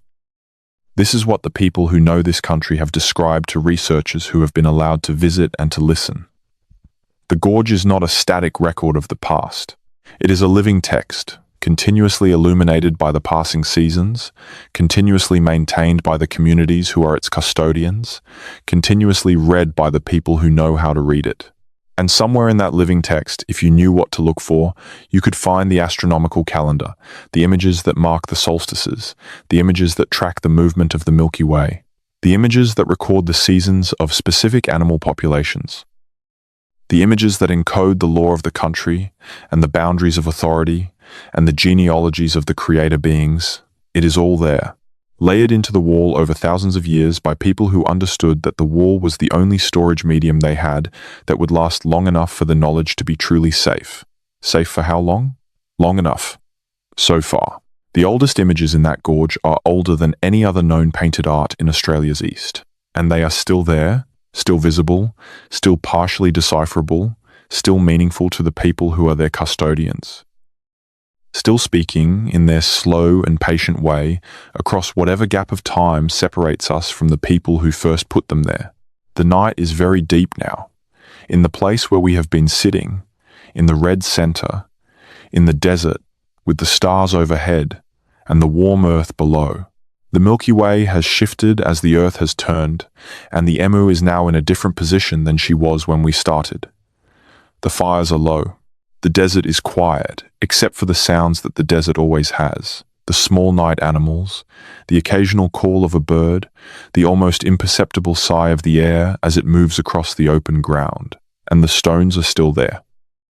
The lines and the circles and the arrangements that we have been discussing, all the varieties and all the complexities and all the mysteries, they are still there, in the dark, doing what they have always done, being part of the country. Being part of the long conversation between people and landscape that has been going on here for 65,000 years without interruption, being, in their patient stone way, evidence not just of intelligence, though they are that, not just of knowledge, though they are that too, but of something simpler and more profound, of the human need to mark the world, to say, I was here, I saw this. I understood this much about the sky and the earth and the way they speak to each other. And I want the people who come after to know that I was here, that I was watching, that I paid attention. In 1,000 different locations across the continent, in limestone country and sandstone and basalt and granite and red sand, the stones lie in their arrangements under the same sky they have always been under, maintaining their lines and their circles and their alignments with the precision that centuries of careful placement gave them. The sun will rise in the morning, and some of them will catch the light exactly as they were designed to catch it, and mark the day exactly as they were designed to mark it, as they have been marking it for as long as they have been standing. The emu in the sky will complete her seasonal rotation as she has always done.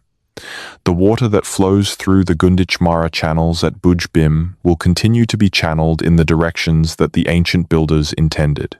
The songs will continue to be sung by the people who carry them. The art on the cave walls will continue to absorb whatever light reaches it through the long afternoons. The gorge will continue to speak, in its own time, to those who know how to listen. And somewhere, In a research institution in Melbourne or Canberra or Perth, a researcher is looking at a new set of aerial photographs, or a new genetic analysis, or a new acoustic mapping of a cave site, or a transcript of a conversation with an elder, and is beginning to understand something that they did not understand before. Adding one more piece to a picture that will take many more generations to assemble fully. Moving one more stone in a puzzle that was built by people who knew exactly what they were building, even if we do not yet fully understand what they knew. This is where we are. This is how much we have learned, and how much we have yet to learn. The continent is patient. It has been waiting a long time already. It can wait a little longer. There is one more thing I want to tell you before we let the night take over completely. In some Aboriginal traditions, the moment just before sleep is understood as a threshold, a boundary between the waking world and a different kind of awareness, one in which the dreaming, the creative and ongoing foundation of existence is more directly accessible. The ancestors are not gone in this understanding. They are not past. The dreaming is not history. It is present. It is always happening. The stone arrangements and the cave paintings and the song lines are not records of something that occurred in the past. They are ongoing expressions of a reality that is continuously present, continuously active, continuously shaping the world. When a person follows a songline, they are not walking along a historical route. They are participating in the journey of an ancestor who is still making that journey, right now, in the dreaming, which is always now. This is very different from how most modern people understand time. We understand time as a line, the past behind us, the present where we stand, the future ahead. The dreaming is not a line, it is a dimension, always present, always accessible, not through memory or imagination, but through attention, through the willingness to stop and look at the landscape and listen to what it is saying.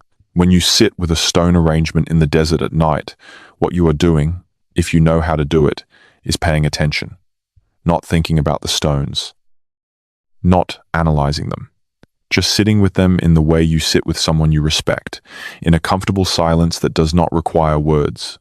And if you are still enough and attentive enough, the stones speak back, not in words, not in anything that could be recorded in a notebook, but in the way the light falls on them and the way the air moves around them and the way the stars move slowly overhead and the way your body feels sitting on the earth in the dark, that this place is alive, that you are a small part of something very large and very old, that the people who arranged these stones were not so different from you, that they also sat here in the dark and looked up and felt the same thing you are feeling now, the same quiet astonishment at being alive, the same mixture of smallness and connectedness, the same desire to leave something behind that says, I was here, I saw this, I understood this much.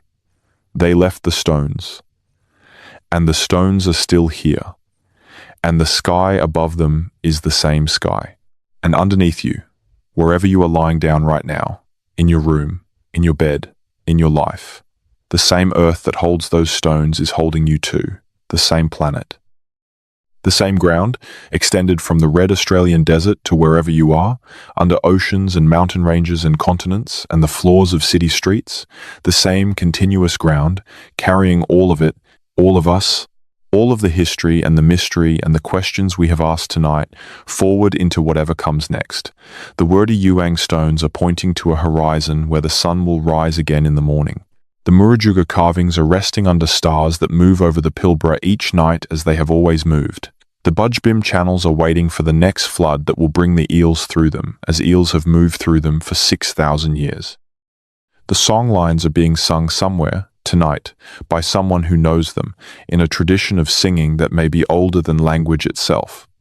And you are here, at the end of this night, at the edge of sleep, part of the same long story, made of the same elements, carbon and water and minerals that were once in the sea, and before that in a star, and before that in the first seconds of a universe that exploded into being for reasons nobody fully understands. Carrying in your brain the capacity for the same kind of attention that the people who built the stone arrangements used to build them, the capacity for wonder, the capacity for sustained observation, the capacity for the slow, patient accumulation of knowledge over long stretches of time, That capacity is your inheritance. Not from any one culture or any one civilization, but from the whole of the human story, which is one story told in many languages, on many continents, for a very long time. The stone arrangements in the Australian Outback are one version of that story.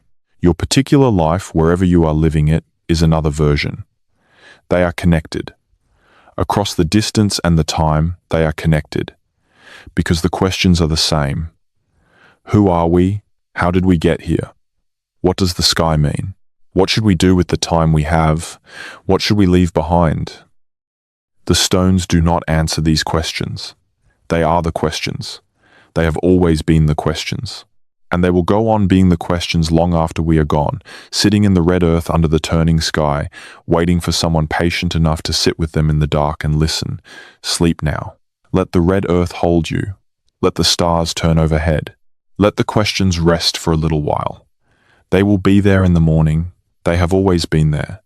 They will be there for a very long time to come.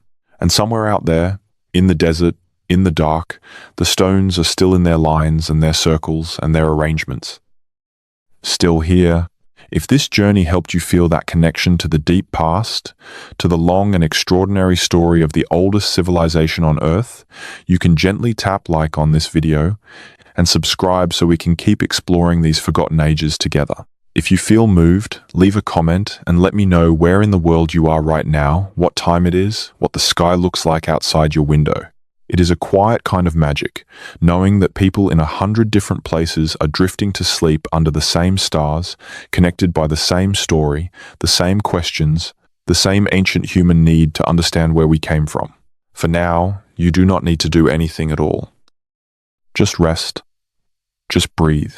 Just let the long night of the Australian desert carry you gently into sleep. Good night. But we are not done yet. There is more country to walk through, more stones to sit beside, more questions that the desert holds and has not yet released to anyone who has asked them carelessly or quickly or without the patience that old things require. So stay with me a little longer. The night is long and the continent is large, and we have barely begun to touch the edges of what is out there. Let me take you somewhere that most Australians themselves have never heard of. A region in the far northwest corner of the continent, on the edge of the Great Sandy Desert, where it meets the coast of the Indian Ocean, in country that belongs to the Yawuru and Karadjari and Yangumata peoples. This part of Australia is remarkable for many reasons, including the fact that it still has one of the most intact coral reef systems in the world, the Ningaloo Reef, running for 250 kilometers along the coast, teeming with whale sharks and manta rays, and a biodiversity of marine life that is found nowhere else on Earth. But what I want to talk about is not the reef. I want to talk about what is inland from the reef.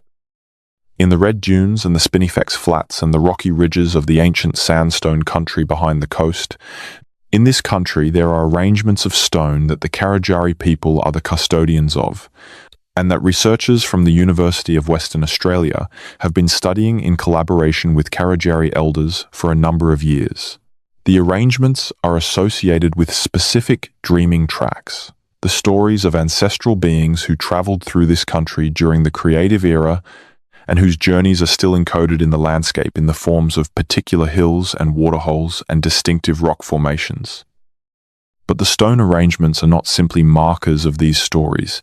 They are, according to the Karadjari elders who have spoken about them publicly, places where the energy of the dreaming is concentrated, where the boundary between the ordinary world and the dreaming is thin, where ceremonies can be performed that maintain the health of the country, because in the Karadjari understanding, the country is alive and requires maintenance in the same way that a living body requires care, and the ceremonies performed at the stone arrangement sites are part of that maintenance.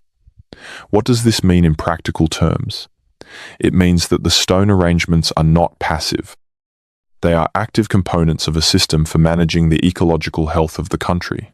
When ceremonies are performed at the right sites at the right times, they are understood to maintain the fertility of the land, the health of the animal populations, the regularity of the rainfall, the productivity of the sea. This is not metaphor. This is understood as a causal relationship. Perform the ceremony, maintain the country, neglect the ceremony, and the country suffers.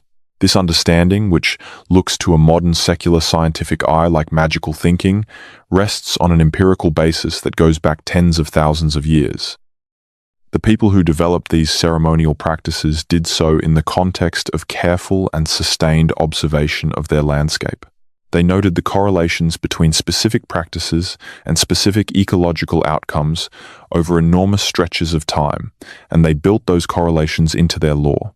The ceremonies are a technology, a very old, very sophisticated, very specific technology for maintaining the health of a specific place.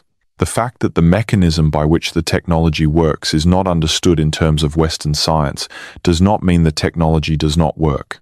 It means the science has not yet caught up to the technology. There is research happening now, cautiously, collaboratively, between ecologists and Karijari custodians that is beginning to quantify some of these correlations. When specific ceremonial practices associated with specific stone arrangement sites are maintained, the ecological indicators for those areas, species diversity, vegetation, health, water quality, show measurable differences from areas where the practices have lapsed. The differences are not enormous, they are not miraculous, but they are consistent. And they are consistent in ways that suggest the traditional knowledge of the relationship between ceremony and ecological health is tracking something real. Something that Western ecological science is only beginning to develop the tools to measure. Now let us move north along the coast, into the tropical Kimberley, into the country of the Warrara and Gurrinjin people, on the spectacular coastline of the northwestern Kimberley where the land ends in sheer red sandstone cliffs dropping into a turquoise sea.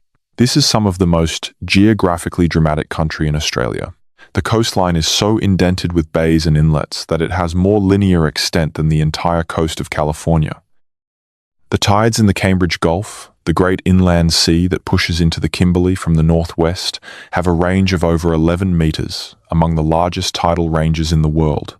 The seawater pours in and out of the coastal inlets twice a day, with a force and velocity that creates rapids and whirlpools and standing waves that are visible from the air. In this extraordinary place, the ancestors of the Warrara and Ngarrindjin people built stone fish traps. Not small traps for catching individual fish. Large, elaborate stone structures designed to work with the tidal movement, allowing fish to swim in on the rising tide and trapping them as the tide falls. Some of the fish traps along the Kimberley coast are tens of meters across. Some incorporate multiple chambers designed to trap different species at different tide heights. Some are oriented to specific tidal channels in ways that demonstrate a precise understanding of the local hydrodynamics, the way the water moves and where it concentrates, and how fast it flows at different points in the tidal cycle. The Kimberley fish traps are not as well documented as the Budge Bim eel management system in Victoria. Access to the coastal Kimberley is challenging, and the intertidal zone where the traps are located is difficult to work in safely. But what has been documented is impressive. Some of the traps appear to have been in use for thousands of years. Some show evidence of repair and modification over long periods of time, with different periods of construction visible in the way the stones were laid. And some are associated with specific ceremonies and with specific astronomical events, suggesting that the operation of the traps was integrated into the larger ceremonial and ecological management system in ways that parallel what we see at Budge Bim. What this means, taken together with the eel management system of Victoria and the river management practices documented in various other parts of the continent, is that Aboriginal Australians were engaged in systematic aquatic resource management across the full extent of the continent's coastline and river systems, not just using the water and what was in it, but actively managing it. Structuring the relationship between the water and the landscape and the human communities in ways that maximize the long-term productivity of those systems while maintaining their ecological health. This is remarkable, and it is almost unknown outside of specialist circles. Most people who have heard of Aboriginal Australian culture have heard of the didgeridoo and the boomerang and the cave paintings and the Dreamtime stories. They have not heard of the continent-spanning aquaculture infrastructure. They have not heard of the solar observatories or the astronomical traditions or the pathway networks. They have not heard of the water management systems that predated the Egyptian pyramids. The gap between what is actually known by specialists and what is broadly understood by the general public is one of the larger intellectual injustices of our time. Why is there such a gap? The reasons are multiple and not all of them comfortable to examine. Some of it is the simple consequence of Australia's relatively small population and its distance from the major centres of English-language academic publishing. Some of it is the legacy of a colonial ideology that was deeply invested in the idea that the continent was terra nullius, empty land, legally and morally available for taking, and that the people living on it did not have the kind of sophisticated, organized relationship with the land that would make that taking morally problematic. The more sophisticated and organized and ancient that relationship was, the more the colonial ideology was threatened. So the colonial ideology systematically minimized and denied and dismissed the evidence for sophistication and organization. That dismissal outlasted colonialism in the sense that it became embedded in the assumptions of researchers and educators and the general public in ways that have been slow to change. But they are changing. Slowly. More quickly in the last decade than in the previous 100 years. And as they change, the picture that emerges is one that should be among the most celebrated and most studied aspects of human history. Because what the Aboriginal Australian cultural complex represents, in its full extent and its full depth, is a demonstration that intelligence and knowledge and social complexity and ecological sophistication and artistic achievement do not require the specific forms they took in other parts of the world. They do not require cities or writing or agriculture as we understand it, or nation-states or markets. They can take other forms, older forms, forms that sustain themselves for an order of magnitude longer than any civilization we have ever called great.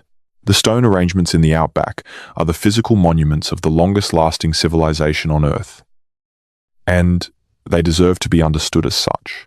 Let me tell you about a researcher, someone I will call by a description rather than a name, because I am combining the stories of several real people into one composite figure who spent 20 years working in the desert with Aboriginal communities and with stone arrangements, and who came away from those 20 years with a perspective that she found very difficult to communicate to academic colleagues, but that seemed to her, after all that time, simply obvious.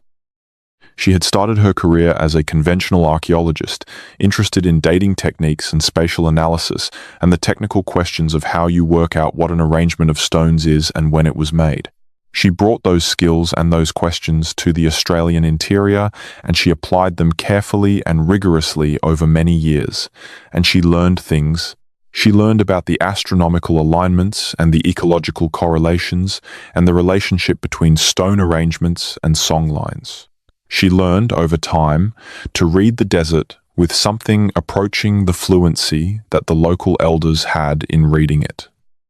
She learned which rocks had been moved and which had not, which arrangements were old and which were less old, which sites were associated with which kinds of ceremonies and which kinds of ecological knowledge. But the thing she found hardest to communicate was something that none of these technical findings captured. It was the quality of attention that the stone arrangements themselves seemed to demand. When you sat with them long enough, in the right conditions, in the early morning or the late afternoon or in the middle of the night, there was something in the way they organized the space around them that made you more aware, more present, more attentive to the particular characteristics of the particular place you were in, the specific quality of the light, the specific smell of the air, the specific sounds of the animals in the vicinity. It was as if the arrangements were tuned to the place in a way that amplified your perception of it. She came to believe that this was not accidental, that the people who built the arrangements understood something about how specific configurations of stone in specific landscapes affect human perception, that the arrangements were, among other things, perceptual technologies, devices for making people more attentive to specific things about specific places at specific times. And that this enhanced attention was, in turn, ecologically useful. A person who was maximally attentive to the quality of the light and the behavior of the animals in a particular place at a particular time of day was a person who was more likely to notice the early signs of environmental change. Who was more likely to see the first indicators of a coming drought or flood or seasonal shift? Who was more likely to have the information needed to make good decisions about when to move and where to go and what to do next? The stone arrangements, in this understanding, were not just astronomical instruments or ceremonial markers or waypoints on a pathway network. They were also instruments for cultivating human attention, devices for training perception, tools for making people better at being alive in a specific place. And this purpose, the cultivation of attention, is one that would have been as useful in the first years of human presence on the continent as it is today. It does not date. It does not become obsolete. As long as there are people in the landscape, and as long as the landscape requires attention to be well managed, the function of the arrangements remains current. This is a speculative claim. She was careful to say so. But it was a claim grounded in 20 years of careful observation and genuine relationship with the country and the people who know it. And it has the ring of truth that speculative claims sometimes have when they are made by someone who has spent long enough with the evidence to develop a real feeling for it. Now, I want to move to something that is perhaps the oldest thread in this story. Something that connects the Australian Outback not just to the rest of Australia, but to the rest of the human world. To the question of what, exactly, it means to be human, and when we started being it. The earliest evidence of symbolic behavior in the archaeological record comes from Africa. South Africa, specifically, where sites like Blombo's Cave on the southern coast of the Western Cape have produced evidence of ochre processing and shell beads dating to around 100,000 years ago. These are the oldest known examples of things that were not made for purely practical purposes, things that carry meaning beyond their immediate function. They are the beginning of the symbolic record. The first material evidence that human beings were thinking in abstract ways, were assigning meanings to objects and materials and patterns, were doing things that had no survival value in themselves, but that served some larger cognitive or social purpose. The people who made the Blombo's Cave ochre pieces and shell beads were anatomically modern humans. They had brains identical in size and structure to yours. They had the neural architecture for language and abstract thought and symbolic reasoning. They were, in the fullest cognitive sense, people. And they were making symbolic objects 100,000 years ago. The people who arrived in Australia 65,000 years ago were the direct descendants of that tradition, carrying with them 100,000 years of accumulated symbolic practice.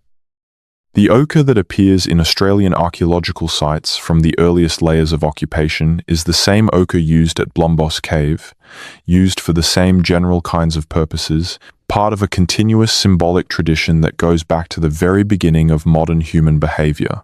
What this means is that the symbolic tradition that eventually produced the stone arrangements and the cave paintings and the dark constellation astronomy of Aboriginal Australia is not a local development.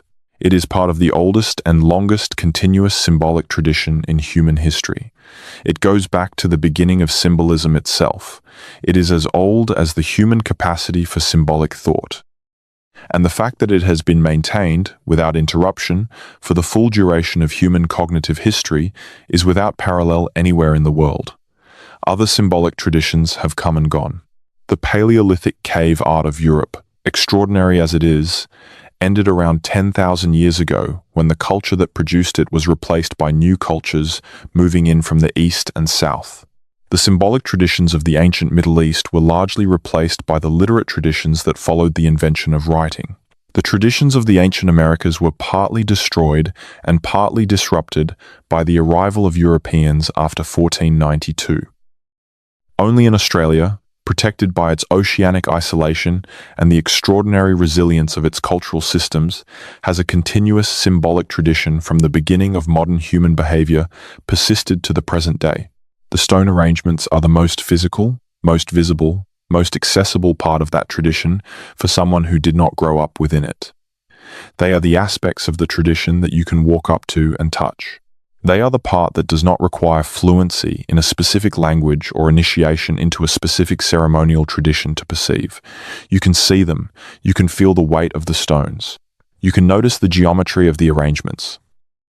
You can observe the astronomical alignments, and in doing that observing, you are in some small way participating in what has always been the purpose of the arrangements. You are paying attention. You are bringing your cognitive and perceptual capacities to bear on the specific features of the landscape and finding that those features are, in fact, meaningful, that they have been arranged to be meaningful. That they carry information across time in a way that allows a person standing among them today to feel, however dimly and imperfectly, the presence of the people who arranged them. There is a concept in some Aboriginal traditions called being with. It is a mode of relationship with the landscape and with the ancestral presences within the landscape that is quite different from the observational relationship that most modern people bring to their encounters with nature. Being with is not studying.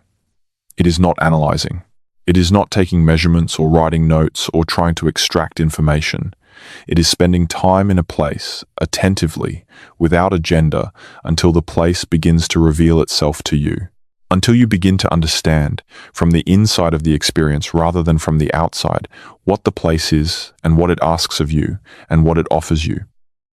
The stone arrangements in this tradition are not objects to be studied but presences to be with. And the knowledge that comes from being with is not the kind of knowledge that can be put into a research paper or extracted from its context and transmitted as information.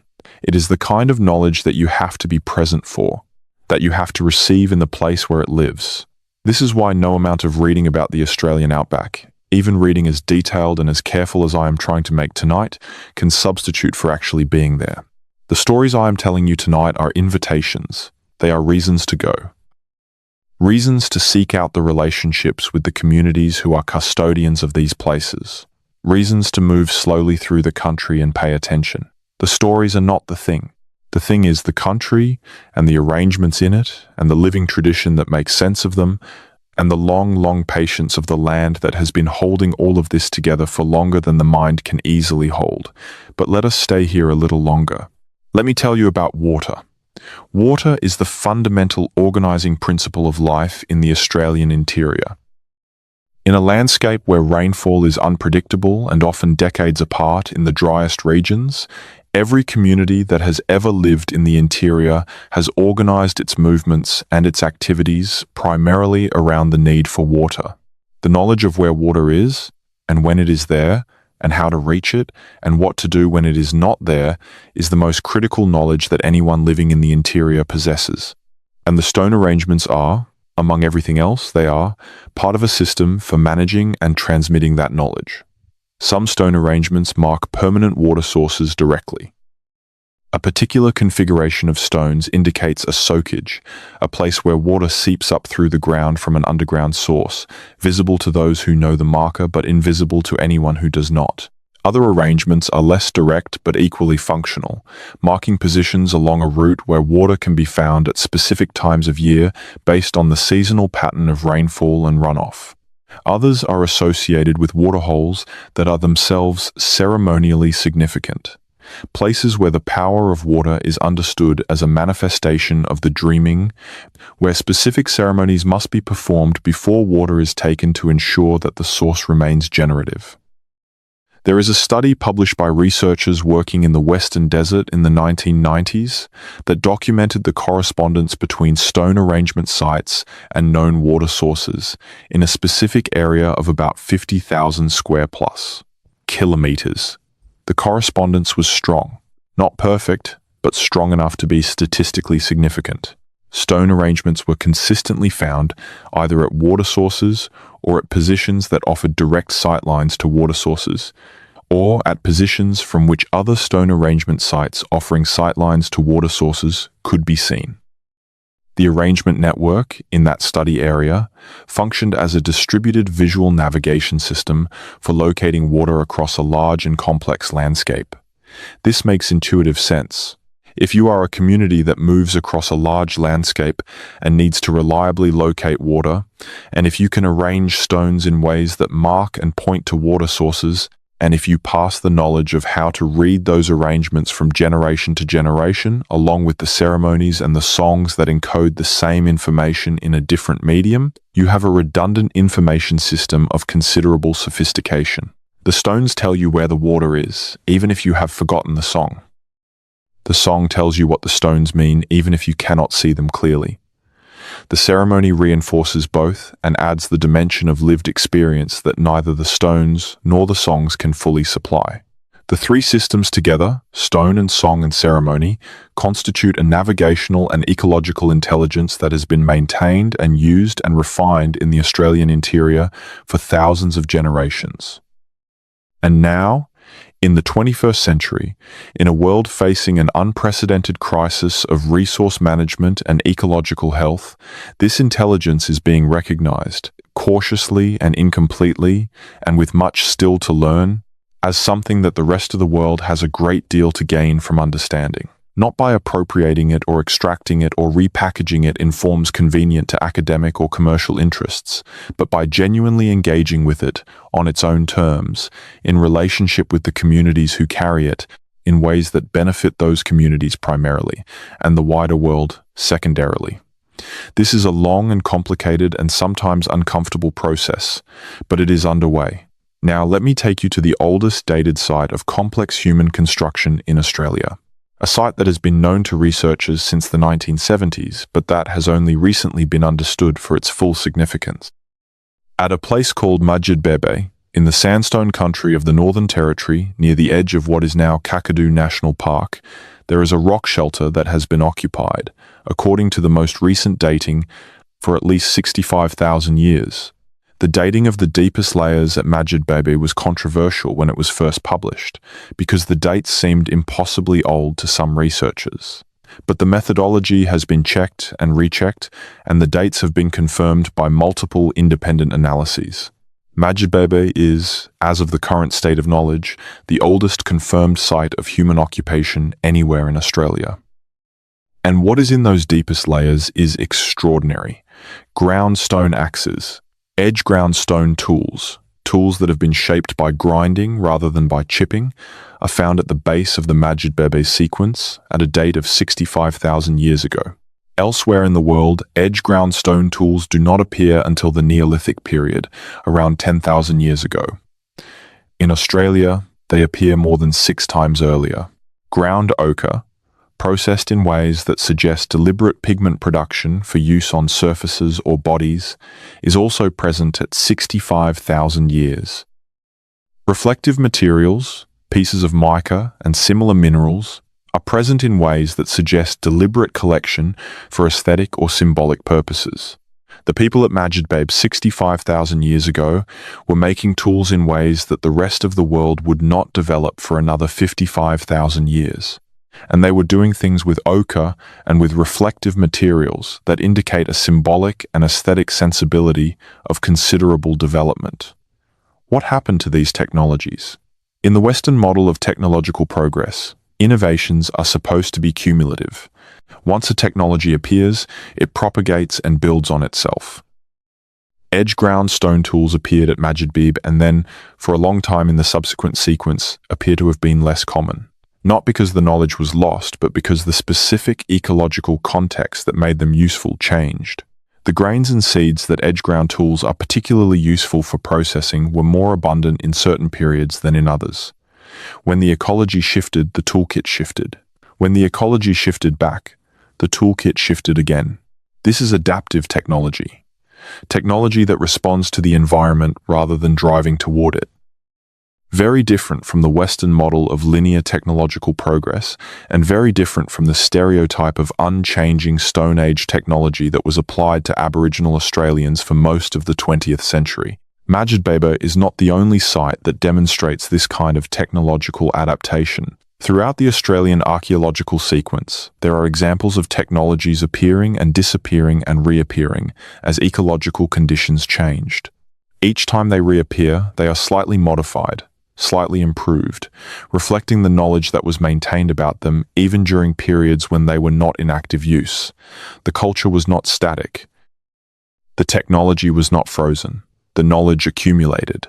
It just accumulated in ways that were calibrated to the actual conditions of the actual landscape, not in ways that followed a predetermined trajectory toward a specific kind of complexity. And the stone arrangement tradition is part of that long adaptive sequence. Stone arrangements appear in the archaeological record at various points and in various forms, changing as communities moved and as landscapes changed and as ceremonial systems evolved. Some arrangements are associated with specific periods of denser population, when communities were concentrated by particularly productive ecological conditions and had the organizational capacity for large-scale construction. Some are associated with periods of stress, when communities needed to reinforce their connections to specific sacred sites during times when the ability to travel widely was limited. The variation in the arrangements reflects the variation in the conditions under which they were built. And the overall trajectory of the tradition, from the simple to the more elaborate to the simple again and then to the elaborate again, is not the linear progression that the Western model of technological development would predict. It is the adaptive, responsive, ecologically calibrated trajectory of a culture that is fundamentally oriented toward the maintenance of a relationship with a specific landscape, rather than toward the achievement of an abstract standard of development. I want to say something now about silence. Not the silence of this night, though that is present, but the silence in the historical record. The silence where the stories of 65,000 years of Australian human culture should be, but largely are not. The silence of the textbooks and the museums and the history programs that move from ancient Egypt to ancient Greece to the Roman Empire and the European Middle Ages and the Renaissance and the modern world, and barely mention Australia at all, except as a place Europeans discovered in 1770. The silence of the academic publishing record, which has published thousands of papers on Stonehenge and hundreds on the megalithic sites of Malta. And Malta is a tiny island in the Mediterranean, but has published far fewer on the much older and much more extensive stone arrangement. Traditions of Australia. Why is there such silence? Some of it, as I said before, is geography and colonial history. But some of it is something more uncomfortable. It is the silence that settles around things that do not fit the narrative. The narrative of human progress from primitive beginnings to modern complexity requires certain things to be simple and early, and the other things to be complex and later. If Aboriginal Australian culture was already extraordinarily complex 65,000 years ago, and has been maintaining and developing that complexity throughout the full span of human cognitive history, the narrative of progress from primitive to complex becomes very hard to sustain. The Aboriginal Australian cultural complex does not fit at the primitive end of the narrative. It does not fit at the complex end either, because it does not produce the things that the narrative associates with complexity. Cities, writing, markets, states. It produces different things that the narrative does not have a category for, things that the silence tries to paper over. Filling the silence is slow work. It requires changing the narrative. And changing the narrative requires first making people aware that the silence exists. That is part of what tonight is for. Let me go back to the stones one more time, to a specific, concrete, physical thing that happened in a specific place that I want to describe carefully because I think it illustrates, in a small way, the depth of what is out there. A few years ago, a geologist working in the northern part of the Flinders Ranges in South Australia was surveying an area of ancient quartzite outcrops for a resource assessment. She was walking through a series of rocky ridges, checking the composition of the stone, and she came to the top of a particular ridge and looked out across a broad, flat valley. And what she saw made her stop. In the valley floor below her, clearly visible from the elevation she was standing at, there was a pattern, a series of stone lines arranged in a configuration that was unmistakably geometric. She was not an archaeologist. She had not been looking for stone arrangements. She did not know before this moment that the valley was significant in any way. She took photographs and noted the GPS coordinates and later reported the site to the South Australian Heritage Authority. When archaeologists subsequently visited the site, what they found was consistent with what the geologist had described. A series of stone lines, some of them running for over 100 meters, arranged in a configuration that included parallel lines, perpendicular intersections, and what appeared to be a circular feature at one end of the main alignment. The stones were not large, individually, but the total number of stones involved was substantial, several thousand at a minimum, and the labor required to place them in their observed configuration was considerable. No obvious practical explanation for the arrangement was apparent. There were no water management features, no corrals, no shelter foundations. The arrangement was not on a known songline route, as far as could be determined from consultation with the relevant Adnyamathanha communities, though the community's own knowledge of the site was limited, possibly because the specific family groups who were custodians of that particular area had been disrupted during the colonial period, and the specific knowledge associated with the site had not been fully transmitted. What was the arrangement? What was it for? What does it mean? As of the most recent information available to me, these questions are genuinely unanswered. The site has been partially documented and is being protected. Consultation with the Adnyamathanha community is ongoing, and some elders have spoken tentatively about a general sense that the area was significant to the ancestors, without being able to specify the nature of that significance. The arrangement has not been dated. The full extent of it has not been mapped. It sits in the valley below the ridge where the geologists stopped to look, holding its geometry and its silence, waiting. There are hundreds of sites in Australia like this one. Known but undocumented. Documented but undated. Dated but uninterpreted. Interpreted but not fully understood. The frontier of Australian prehistory is not a line. It is a vast interior, and most of it has not yet been walked by people who are asking the right questions in the right way. And this brings me to something I want to say directly, something that the long night of this exploration has been building toward. The stones in the Australian Outback are the physical residue of 65,000 years of intelligent human life on this continent. They are not ruins. They are not remnants of a lost world.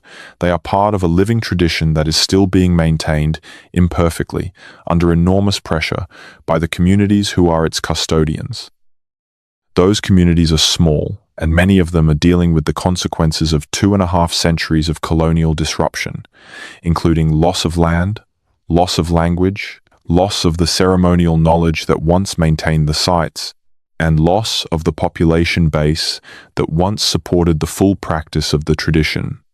The sites are under threat, some from development, some from the passage of time without maintenance, some from the simple fact that the communities who know how to read them are diminishing. This is a loss that belongs to everyone, not just to Australia and not just to Aboriginal Australians. The 65,000-year cultural tradition of this continent is part of the shared heritage of all human beings. It demonstrates things about what human beings are capable of that should be known by everyone. It shows that intelligence does not require a specific form of social organization to express itself. That knowledge can be maintained across vast stretches of time in ways other than writing. That the relationship between human communities and their ecological environments can be managed sustainably over periods that make our current civilization look like an experiment in its first hours. These are things that everyone should know, that everyone has a stake in. And knowing them begins with the kind of attention we have been paying tonight, the willingness to sit in the dark with the questions, to follow the stones into the places they point, to listen to the traditions that give them meaning, to recognize, in the arrangements of rock and the patterns of art and the movements of the sky above the red earth, the work of minds as capable and as curious and as alive as our own, minds that looked up at the same stars and felt the same wondering, minds that touched the same earth and found it meaningful. Minds that left behind in the most permanent medium available to them the evidence that they were here, that they saw, that they understood. The stones are here, the sky is here, the tradition is here, however diminished, however pressured. And now, in this small way, in this voice in the dark, the story is here too. The night is very late. The stars have moved a long way across the sky since we started. The Milky Way is tilting toward the western horizon now, taking the emu with it, her long neck dropping toward the edge of the world. In a few hours, the sky will begin to lighten in the east, that particular deep blue that precedes the dawn by almost an hour, and the stars will fade one by one into the growing light, and the desert will warm slowly, and the small birds will begin to call, and the dust will catch the first horizontal rays of the sun and glow with a redness so intense it looks like something burning.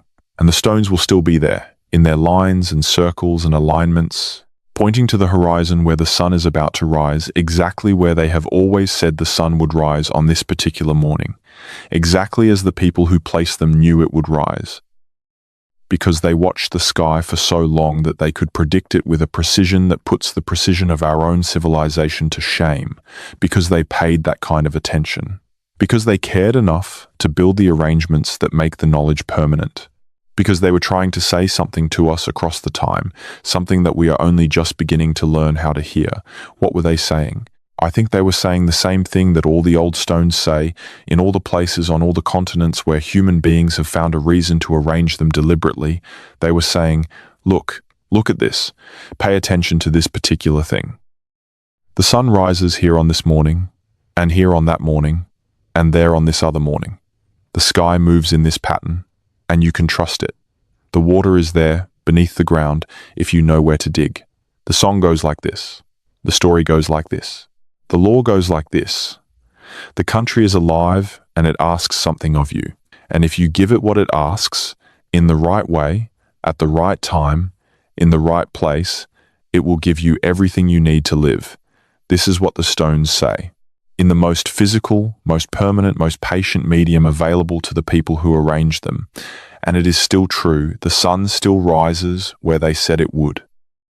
The water is still where they said it would be. The country is still alive, though we have treated it as if it were not. The sky is still moving in the patterns they tracked for 65,000 years. And the knowledge of how to read those patterns is still held by the people whose ancestors built the arrangements in the living memory of a tradition that is, despite everything, still here. The story of the Australian Outback stones is not finished. It is barely begun. There are stones we have not found yet. There are alignments we have not measured. There are meanings we have not understood. There are dates we cannot yet determine, and connections we cannot yet see. The work will go on for generations. And as it goes on, the picture it reveals will continue to expand and deepen and complicate in ways that will require us to keep revising the story we tell ourselves about who we are and where we came from and how long we have been capable of the things we think of as distinctively human. Because that is the real revelation. The stone arrangements in the Australian Outback are not evidence of something alien or supernatural or impossible. They are evidence of something completely natural, something completely human. Intelligence, expressed over time, in relationship with a specific place, producing works of great beauty and great utility and great longevity that carry meaning across the centuries to anyone willing to stop and look. This is what human beings do. This is what we have always done. In Africa and in Australia and in Europe and in the Americas and in every place where our species has found a foothold, we have arranged the materials of the landscape into configurations that carry meaning. We have marked the sky. We have tracked the seasons. We have built things that outlast us and that speak in their patient way to the people who come after. We have been doing this for as long as we have been fully human, and in Australia we have been doing it for longer than anywhere else. The oldest human story on Earth is being told in red rock and dark sky in the Australian interior, right now, tonight, in the same language it has always been told in. If you know how to listen, you can hear it wherever you are. In the weight of the stones, in the movement of the stars, in the long silence of the desert that is not silence at all, but the sound of everything that has ever happened there, still happening, still present, still alive. Close your eyes now. Or, let them be soft and unfocused, open to the dark. Feel the earth beneath you, the same earth that holds the stones, the same ground, continuous from here to there, from your room to the red center, connecting everything. You are on the same planet as those arrangements of stone. The same sky turns above you. The same stars that the ancestors watched are visible right now from the outback, crossing their familiar paths, holding their patterns. You are part of this story, not as a spectator, but as a continuation. The line from the people who first arranged stones on the Australian ground to you, sitting here in the dark listening, is a line of unbroken humanness, a line of curiosity and attention, and the desire to understand. You are the latest expression of what they were the earliest expression of, the same wondering, the same reaching toward meaning. The same need to know where the water is, and where the sun will rise, and what the stars are trying to say, and what we owe to the country, and to each other, and to the long line of people who came before. The stones know this. They have always known this. They were built with this in mind. Built to outlast the builders. Built to carry the knowledge forward to people who would not arrive for thousands of years. Built for you, in a sense that is not romantic but literal. Built so that when someone, sometime, somewhere in the long future, came to stand among them or sat in the dark listening to a story about them, the knowledge would still be there. The alignment would still point to the solstice horizon. The pathway would still lead to the water. The ceremony would still be available to those who had earned the right to receive it. The sky would still be moving in the patterns that the builders knew. And it is. All of it. Right now. The solstice is still the solstice. The stars are still in their patterns. The water is still where the knowledge says it is. The country is still alive. And somewhere in the Australian interior, in the red dark under the brilliant sky, the stones are still doing what they have always done. Being there. Being patient. Being evidence. Being, in their quiet and permanent way, a message that says, "We were here. We saw all of this. We understood this much, and we wanted you to know. You know, rest now, but there is still more country to walk, more stone to sit beside. The night is generous and the continent is inexhaustible, and we have one more long passage to make before we finally let the morning find us." Let me take you to the question that lives underneath all the other questions, the one that comes up quietly whenever people spend long enough with the evidence of deep Australian prehistory to feel the full weight of it. The question is not just what did the people build and when did they build it and what were they trying to do. The question is larger than that. The question is this: why do we not know this story? Why is it not part of the general human conversation about who we are and where we came from?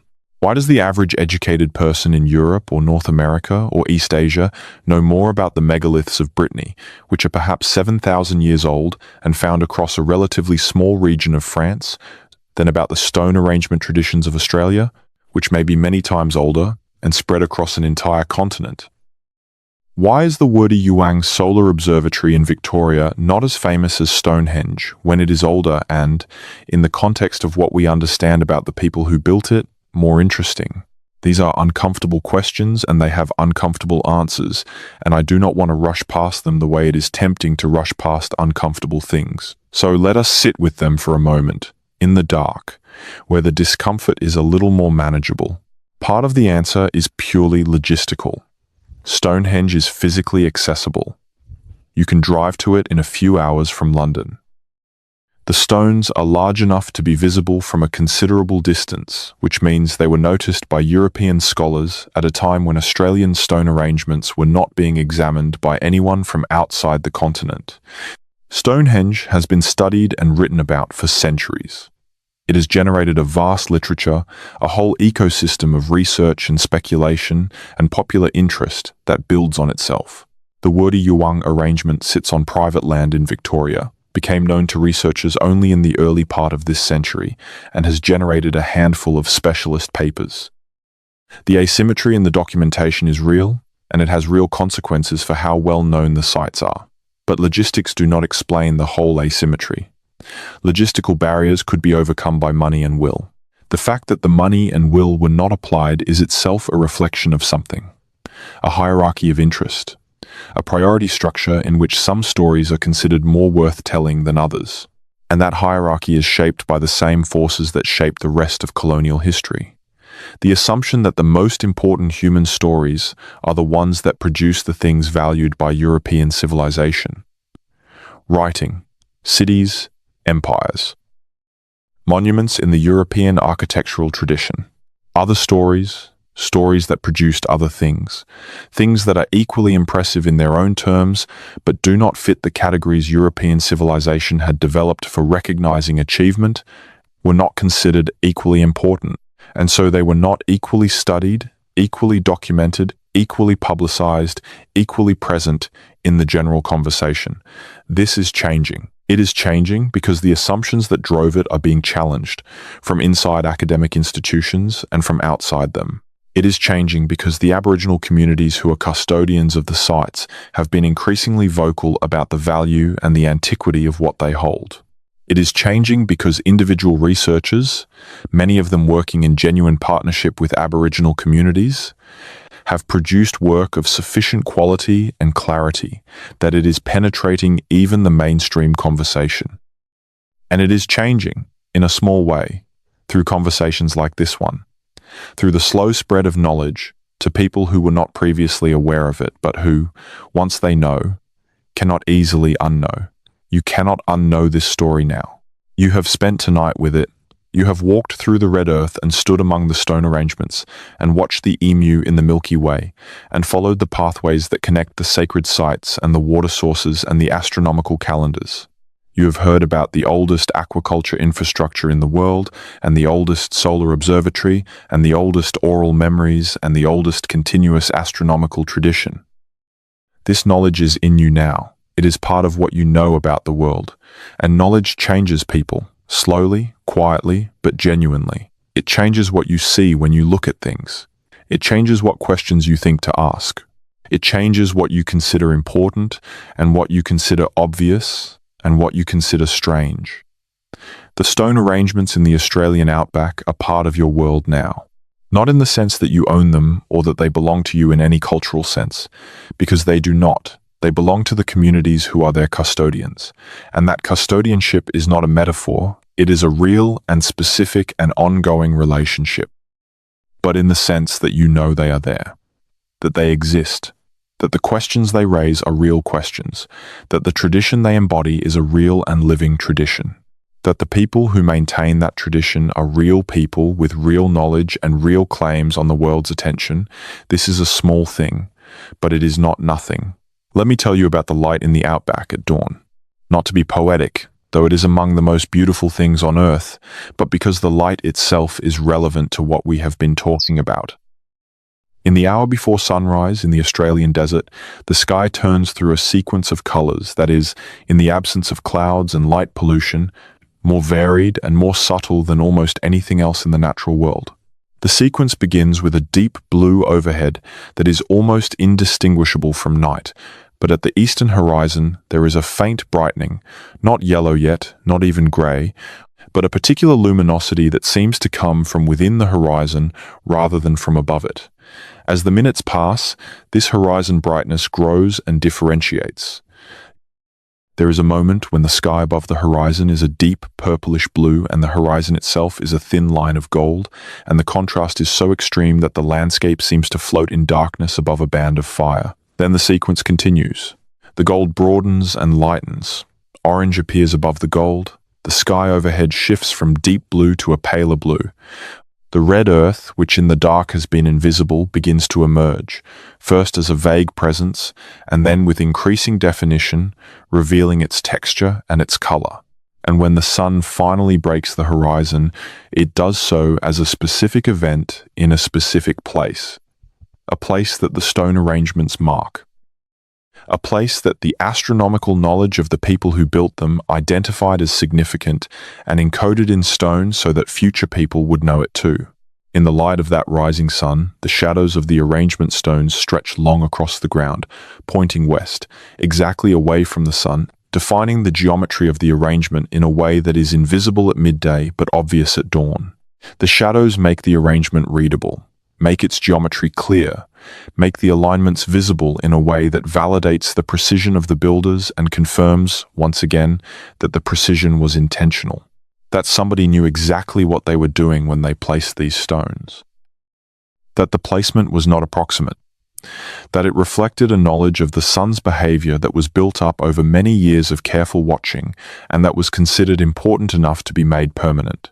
Stand in one of these arrangements at dawn on the right morning, the summer solstice morning, or the equinox morning, or the specific morning that a specific alignment is calibrated for. Stand in the arrangement as the shadows lengthen and the sun rises to exactly the position the arrangement marks. And you understand something about time, not about how long ago the arrangement was built, though that is interesting, but about the nature of time itself.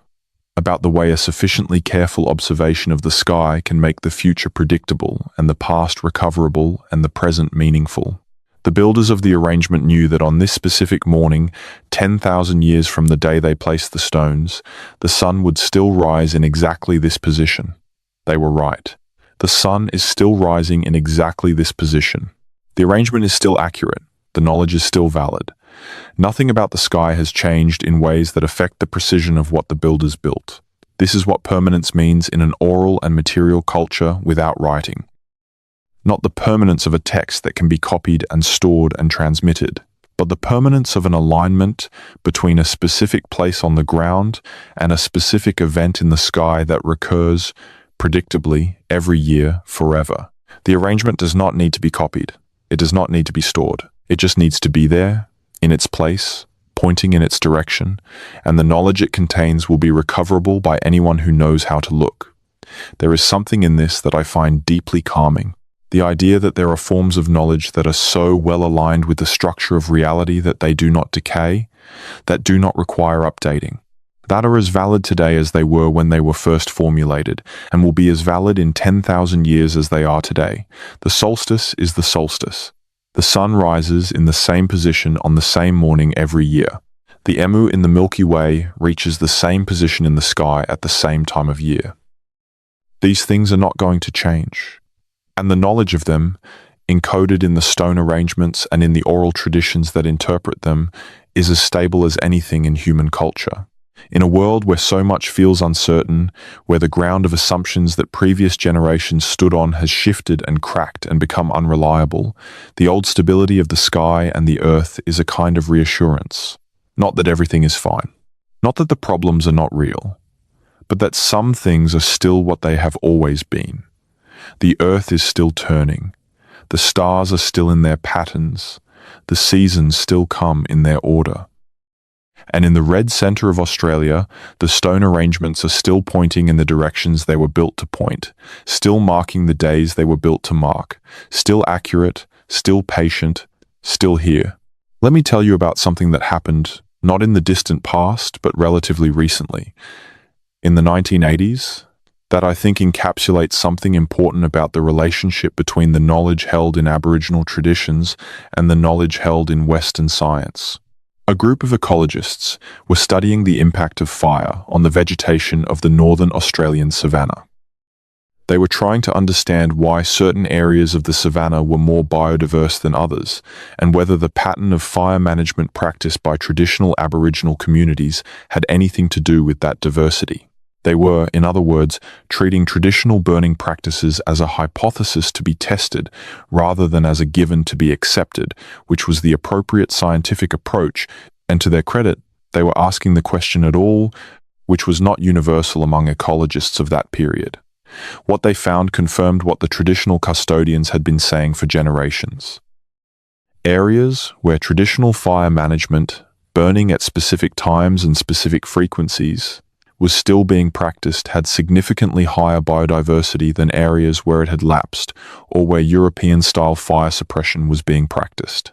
The traditional burning created a mosaic of different vegetation stages, patches of different ages and densities, that provided habitat for a much wider range of species than the homogeneous landscapes that resulted from European-style management. The traditional knowledge was right. The traditional practice produced better ecological outcomes than the alternatives. The researchers published their findings, and the findings were absorbed into the growing body of work on traditional ecological knowledge. And the practice of fire management, conducted by Aboriginal people under their own authority and according to their own traditions, has been increasingly recognised as the best available method for managing the ecological health of northern Australian landscapes.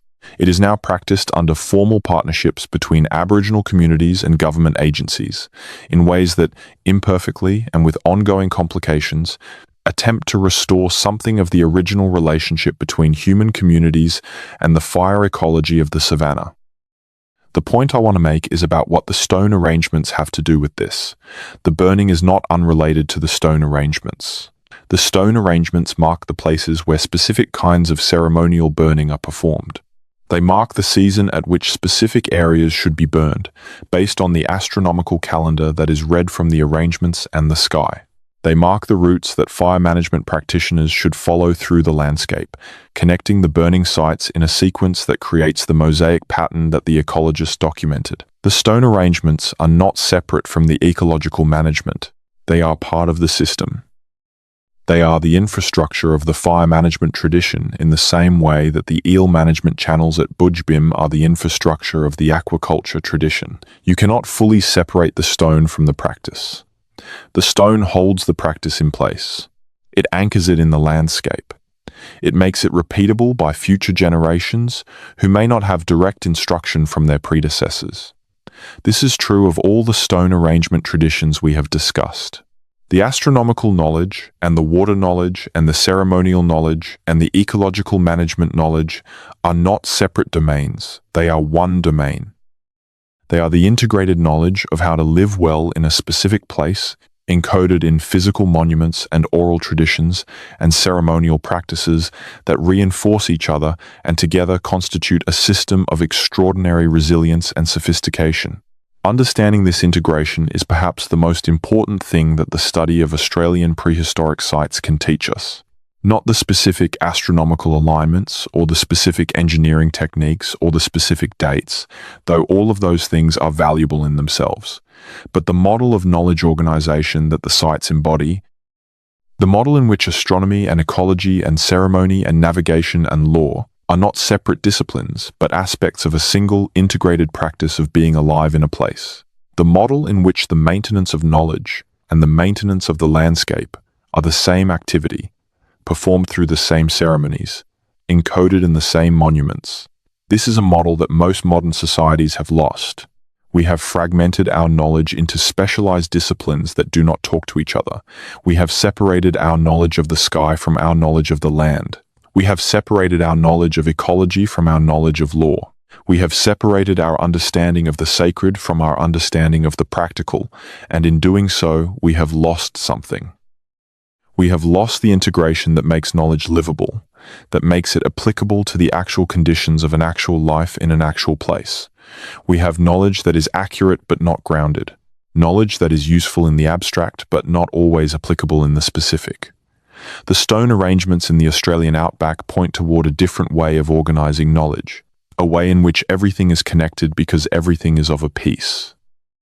Because the sky and the land and the law and the ceremony and the people and the animals and the water and the fire are all expressions of the same fundamental reality, which the dreaming traditions call, with a word that does not translate well into English, the living ground of everything. The dreaming is not separate from the world. It is the world seen from the inside. And the stone arrangements are the places where the inside of the world becomes visible, where the dreaming breaks through into the material, where the eternal structure of reality is expressed in the specific, concrete, touchable weight of particular stones in a particular arrangement, on a particular piece of ground, in a particular country, under a particular sky. You can touch that, literally. If you go there, you can put your hand on the stone and feel the heat the sun has put into it and feel the roughness of the weathered surface and feel the solidity of a thing that has been in that position for longer than your civilization has existed. And in that touch, something passes. Not information exactly, not knowledge in the form of propositions, but something more fundamental, a reminder of what the world actually is. Old and patient and precise and alive and full of meaning that does not require you to generate it. The meaning is there, in the arrangement, waiting. It has always been there. It will go on being there. This is the deepest gift of the old stones. Not the specific information they encode, though that is valuable. Not the evidence they provide of ancient intelligence, though that is important. But the reminder they offer of what the world is like when you pay enough attention to it, of what becomes visible when you look at the sky for long enough and with sufficient care, of what it feels like to be in right relationship with a place, of what a human life looks like when it is organized around the actual characteristics of the actual world, rather than around the assumptions of a particular culture about what a human life should look like. The people who built the arrangements knew this. They knew it not as a philosophical position, but as a lived experience, as the daily texture of their lives, embedded in the country, reading the sky, singing the songs, performing the ceremonies, managing the fire, following the pathways, sitting with the stones. It was not special. It was ordinary. The ordinary richness of a life in full relationship with the world. And the invitation the stones extend, quietly, in their patient way, is an invitation back into that ordinary richness, back into the practice of attention, back into the relationship with the sky and the land that is not a luxury or a spiritual practice reserved for weekends, but a fundamental mode of being alive. You cannot accept that invitation fully tonight, lying in the dark wherever you are. You cannot accept it fully at all if you did not grow up within the tradition that makes it available. But you can hold the invitation. You can know that it is there. You can carry the awareness of it into the days ahead and let it change, slowly and quietly, the quality of your attention to the world. Let it make you more likely to look up at the sky and notice where the stars are, more likely to observe the seasonal patterns of the natural world wherever you happen to be, more likely to move through a landscape as a participant rather than a spectator, more likely to recognize the intelligence of old things, more likely to be patient with what is not immediately understandable. These are small changes. But small changes, sustained over time, are what the long human story is made of. The first person who looked up at the sky and noticed a pattern that no one had named before made a small change. But that change, sustained and passed on and built upon over 65,000 years, became the most sophisticated astronomical tradition in human history. The first person who arranged a few stones to mark a water source made a small change. But that change, sustained and passed on and refined over generations, became a continent-spanning infrastructure of navigation and ecological management. You are a link in that same kind of chain. Not the same chain, in the cultural sense, but the same kind of chain. The chain of curious, attentive humans who pay attention to the world and try to understand it and try to communicate what they understand to the people who come after. This is the oldest human project. Older than writing, older than cities, older than agriculture, older than everything we think of as civilization, and it is still going. Right now, tonight, in this voice in the dark and in your listening to it and in the knowledge you will carry forward into tomorrow, the stones are part of that project. The most ancient, most patient, most enduring part. And knowing about them is a way of knowing that the project has always been going on. That the human impulse to understand and to mark and to pass the knowledge forward is not something that started with the ancient Greeks or the Renaissance or the scientific revolution. It started at the very beginning of what it means to be human. And it has been going on without interruption in the red earth of Australia for as long as there have been people on this planet to do it. The night is nearly over. The sky in the east is beginning its sequence of colors, the deep blue brightening imperceptibly toward the first hint of dawn. The Milky Way is fading at the edges.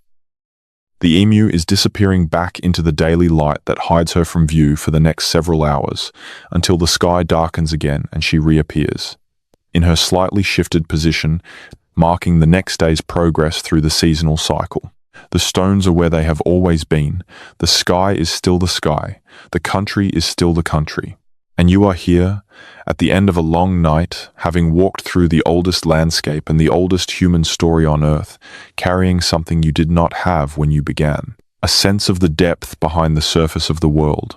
A sense of the intelligence embedded in arrangements of stone on a red desert floor under a turning sky. A sense of the patience required to maintain a tradition for 65,000 years, and the patience required to truly encounter that tradition for even a few hours. Take that sense with you into sleep, into the dreams that come in the long quiet between now and morning. Let the red earth hold you. Let the stones do their quiet work in the peripheral vision of your consciousness. Let the emu in the Milky Way track her way across the fading sky above the continent. Let the songs that are being sung tonight, somewhere in the interior, by people who have been singing them their whole lives, reach you in whatever frequency old things use to communicate with those who are ready to listen. You have been paying attention tonight. That is a beginning. It is always a beginning. The learning does not end. The country is inexhaustible. The tradition is deep beyond any single night's exploration. But the willingness to come and sit and listen and look, that is the first thing that is asked. And you have done that. Rest now. The stones are patient. The sky is patient. The red earth is patient. They will be there in the morning. They will be there long after the morning. They will be there in their lines and their circles and their alignments and their ancient quiet purpose for as long as the country endures. And if you find your way there someday in the waking world with permission and with guidance and with the willingness to walk slowly and look carefully and listen long, what you will find is not a ruin and not a mystery and not a puzzle. You will find a conversation, one that has been going on for 65,000 years, one that you are already part of, in the small way that everyone who has ever paid attention to the world is part of it, one that will go on going on, in the stones and the sky and the country and the traditions of the people who have never stopped holding all of this together. This is the story of the stones in the Australian Outback. This is the story of the oldest civilization on Earth. This is the story of what human beings have been doing for as long as we have been human. Looking up, marking the sky, building the knowledge into the landscape, passing it forward, trusting the future to find it. They trusted you to find it. You have found it. Sleep now. Good night. There is one more passage I want to walk with you through before we truly let this night close. One more thread I want to pull from the fabric of this ancient story because it connects everything we have talked about to something personal. Something that lives in the body rather than just the mind. Something that you may have felt tonight without quite having words for. When you have been lying in the dark for a while, listening to words that describe places you have never been, your body does something interesting. It relaxes. Not just because lying still is restful, though it is, but because the imagination, which is not entirely distinct from the body, goes somewhere. It follows the words into the red earth, into the desert, under the turning sky, among the stones, and the body follows the imagination. Your breathing slows, your muscles release the tensions of the day, your heartbeat finds a quieter rhythm. And somewhere in that quieting, you become available to something that the busyness of the day keeps out of reach. There is a tradition, found not only in Aboriginal Australian culture but in many of the world's oldest cultures, of understanding sleep itself as a kind of travel, a kind of crossing. In many traditions, the dream state is understood as a mode of access to dimensions of reality that the ordinary waking mind cannot reach. The ancestors are encountered in dreams. Sacred knowledge is transmitted in dreams. The future is sometimes glimpsed in dreams. The health of the country is understood and attended to through dreams. This is not understood as metaphor or as psychological process in the modern sense. It is understood as literal, as the actual crossing of a boundary between different modes of existence. I am not asking you to adopt this cosmology. I am telling you about it because it illuminates something about the stone arrangements and the song lines and the whole Australian system of knowledge that I want you to understand before we say good night. The system is not designed only for waking use. The ceremonies performed at the stone arrangement sites are not only day ceremonies. Many of the most important ceremonies happen at night, when the sky is visible and the stars are in the positions that the ceremony is calibrated for, and when the state of consciousness induced by the ceremony, the drumming and the singing and the dancing and the specific sensory environment of the site creates something closer to a dream state than to ordinary waking awareness. In that liminal state, the knowledge that the ceremony is designed to transmit is received differently than it would be received in ordinary consciousness. It goes deeper. It becomes more embodied. It integrates with the person receiving it in ways that purely intellectual transmission cannot achieve. The stone arrangements are, among everything else they are, places where this kind of liminal transmission occurs, where the boundary between ordinary awareness and the deeper awareness of the dreaming becomes thin, where knowledge that cannot be simply told can be experienced. This is why they are not just markers or calendars or navigational aids, though they are all of those things. They are places of power in the most literal and non-metaphorical sense. Places where the conditions for deep knowing are reliably created. Places that have been prepared and maintained for this purpose over thousands of years of ceremonial practice. And the fact that you are lying in the dark right now, in a liminal state between waking and sleep, having spent hours listening to words that have taken you, in imagination, to those places, means that you are, in a very small and very informal way, in a state not entirely unlike the one the ceremonies are designed to create. You are not in the ceremony. You are not in the country. You have not received the initiation or the permission or the guidance that the knowledge requires, but you are in the liminal space. You are on the threshold. You are in the place between knowing and not knowing, where the possibility of knowing lies. And perhaps, somewhere in the dreams that are coming for you, the red earth will appear. The stones will be visible in the starlight. The emu will be visible in the Milky Way. And something will stir in you that is not entirely new, not entirely unfamiliar, because it has been in the human lineage for 65,000 years, carried forward from the people who first looked up at the emu in the Kimberley sky to you, lying in the dark, crossing into sleep with the knowledge of the oldest story on earth. This is the gift that the stone arrangements offer in their quiet and patient way to anyone who takes the time to know about them. Not just information, not just history, but the feeling of depth, the feeling of being connected to something that goes back further than any single culture or any single civilization or any single period of human achievement, connected to the beginning, to the first moment when a human being looked at the world and found it meaningful, when someone picked up a piece of red ochre and made a mark with it, when someone arranged stones in a line and looked along the line toward the horizon and saw the sun rise exactly where the line pointed, when someone opened their mouth and sang the first words of the first song that mapped the first stretch of country and said, "This is what we know. This is where we are. This is what we owe each other, and the country and the sky. This is how we live." That moment has not ended. It is still happening.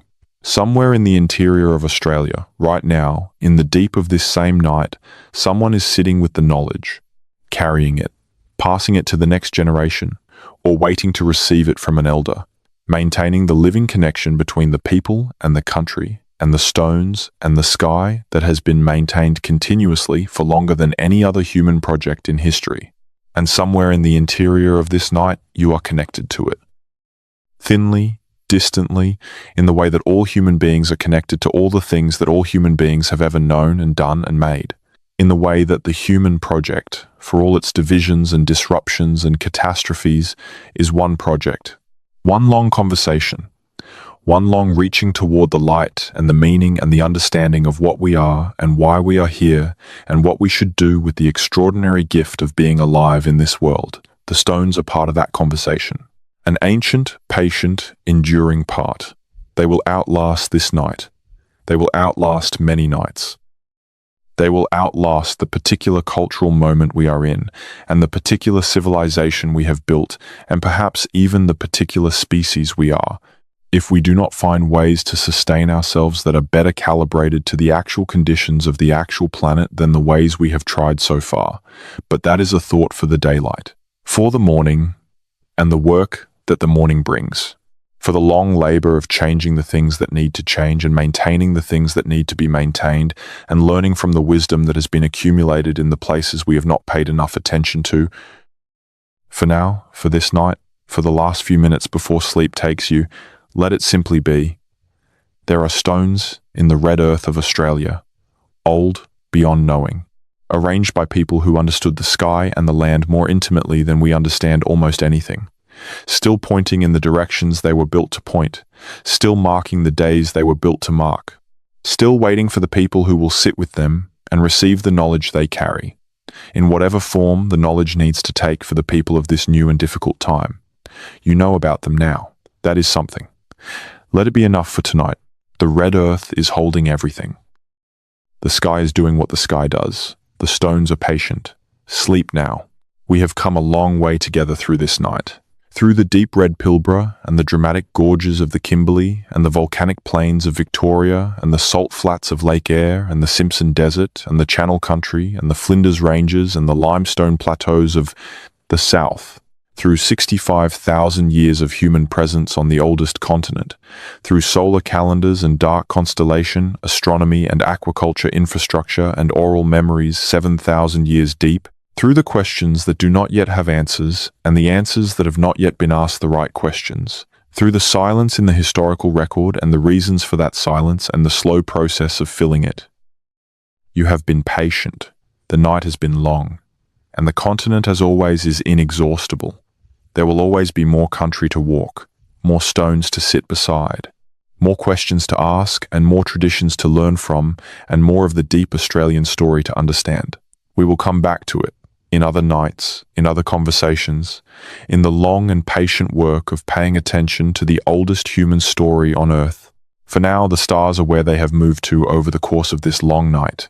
The Milky Way is tilted differently than it was when we started.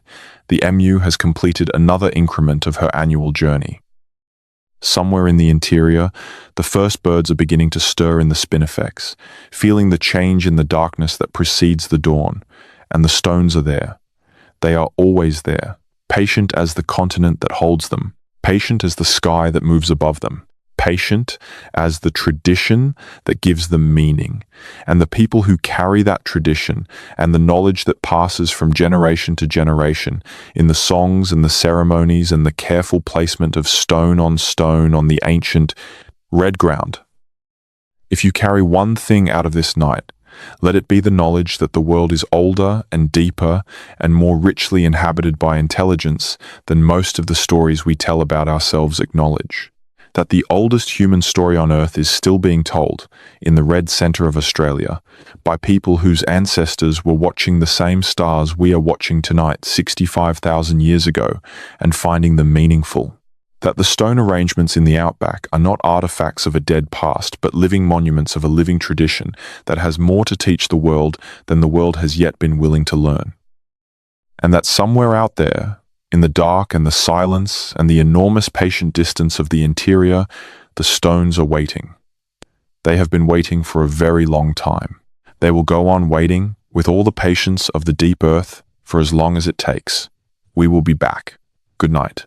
But let me linger just a little longer, because there is something I have not yet said that deserves to be said before the night closes entirely. Something about what it means to tell a story like this one.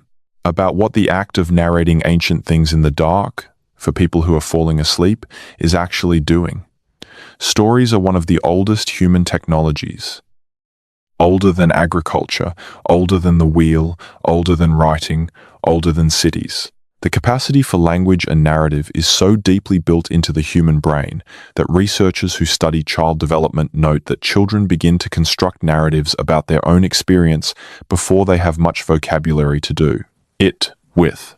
The story-making impulse is not something we learn, it is something we are. It is one of the fundamental ways that the human mind processes and stores and transmits experience.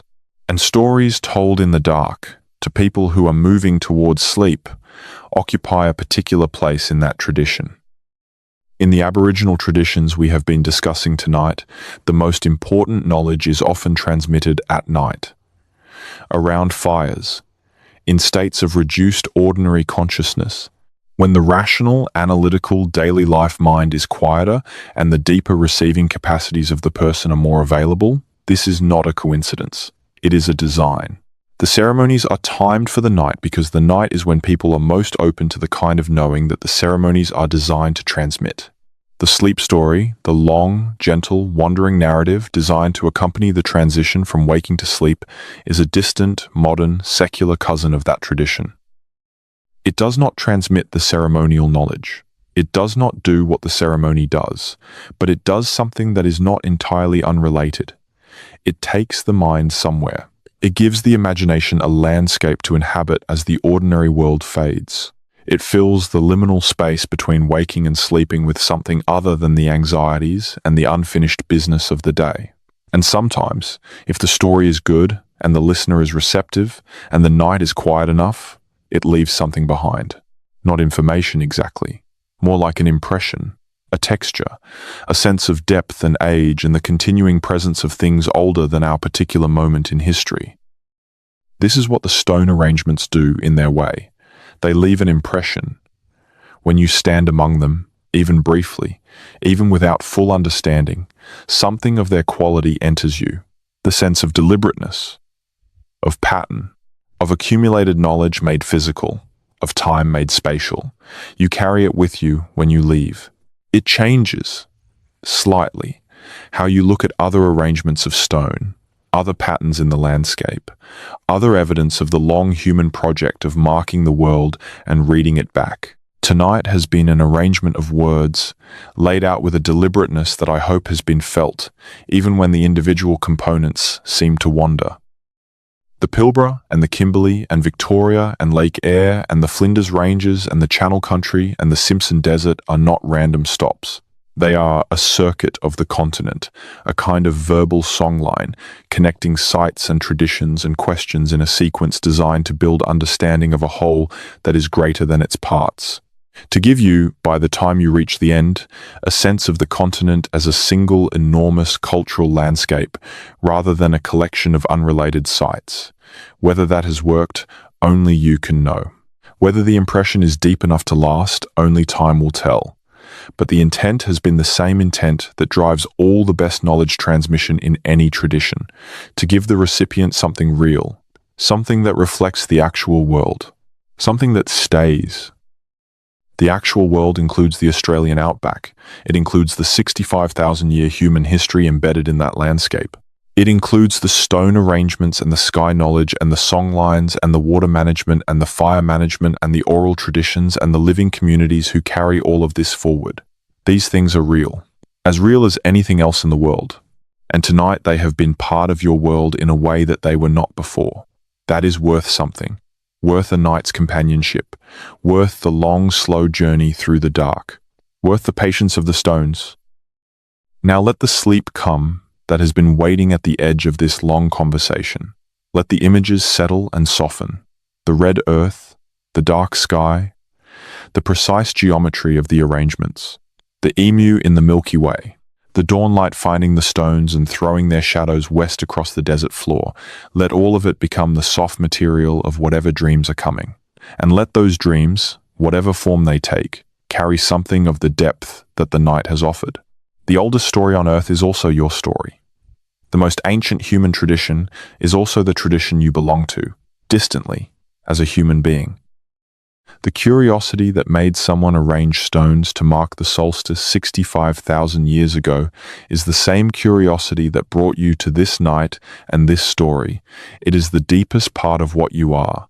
Honor it, with rest, with the willingness to dream, with the knowledge that you carry now of what is out there in the red desert, waiting, patient, pointing to the sky.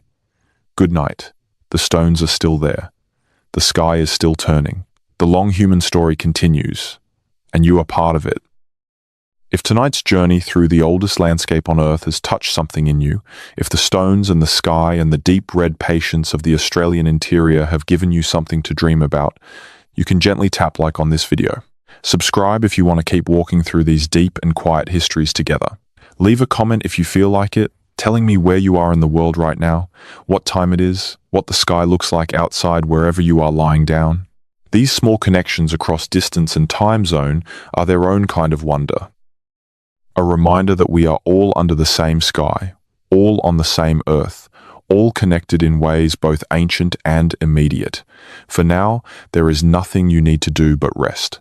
The work of the day is finished. The country is patient. The stones are where they have always been. Let the long, quiet night carry you gently forward into sleep. Good night. Let me tell you about one more thing, one more stone in the arrangement, one more thread in the web that tonight has been weaving. There is a place in the southern part of the Northern Territory, in country that belongs to the Arrernte people, the people whose country surrounds the town that Europeans named Alice Springs, and that the Arrernte call Mpantwe. The Arrernte have been living in this country for at least 30,000 years, possibly more, and they are one of the most studied Aboriginal groups in Australia. Partly because of their proximity to Alice Springs, and partly because of a long tradition of cooperation with anthropologists and linguists that began in the early 20th century with the work of Baldwin Spencer and Frank Gillen, whose records of Arrernte ceremonial life in the 1890s are among the most detailed records of any Aboriginal culture from that period. In the country around Alice Springs, there are stone arrangements associated with the caterpillar dreaming. The caterpillar in the Arante tradition is a complex ancestral figure associated with fertility and transformation and the seasonal cycle of certain plants and insects. The stone arrangements marking the caterpillar dreaming track are positioned along a route that follows a geological feature in the landscape, a series of low ridges running roughly north to south, and the stones are placed at specific points along this route where the ancestral caterpillar paused or changed direction or performed specific acts in the creative journey that is the dreaming narrative. These stone arrangements have been visited and documented by researchers in collaboration with Ararente elders over many decades. They are among the better documented Aboriginal stone arrangement sites in the country. And what the documentation reveals is a system that integrates the geological features of the landscape, the ecological behavior of the actual insect populations that the dreaming figure represents, and the ceremonial practices that maintain the relationship between the human community and both the geology and the ecology, in ways that are mutually reinforcing and ecologically sophisticated. The caterpillar dreaming track corresponds to routes that certain moth and caterpillar species actually use in their seasonal migrations through the landscape. The stone arrangements are not arbitrary placements on an arbitrary route. They mark real features of the real ecology of the real place. The dreaming narrative and the ecological reality map onto each other with a precision that reflects the intimate ecological knowledge of the people who created the narrative and designed the route. The ceremony maintains awareness of the ecological patterns and perpetuates the knowledge of where to find the insects when they are available, knowledge that is encoded in the narrative structure of the dreaming story and anchored in the physical landscape by the stone arrangements. This is the system working. The integration of story and stone and sky and season and ecology and ceremony, all maintaining each other, all reinforcing each other, all pointing toward the same fundamental reality. This is the country. This is how it works. This is what we know about it. This is how we maintain it. This is what it asks of us. And this is what it gives us in return. You live in a country too. You are in a place right now, wherever you are, that has a history and an ecology and a sky and a ground. It has been inhabited by people before you, and their traces are in it somewhere, visible or invisible, maintained or forgotten.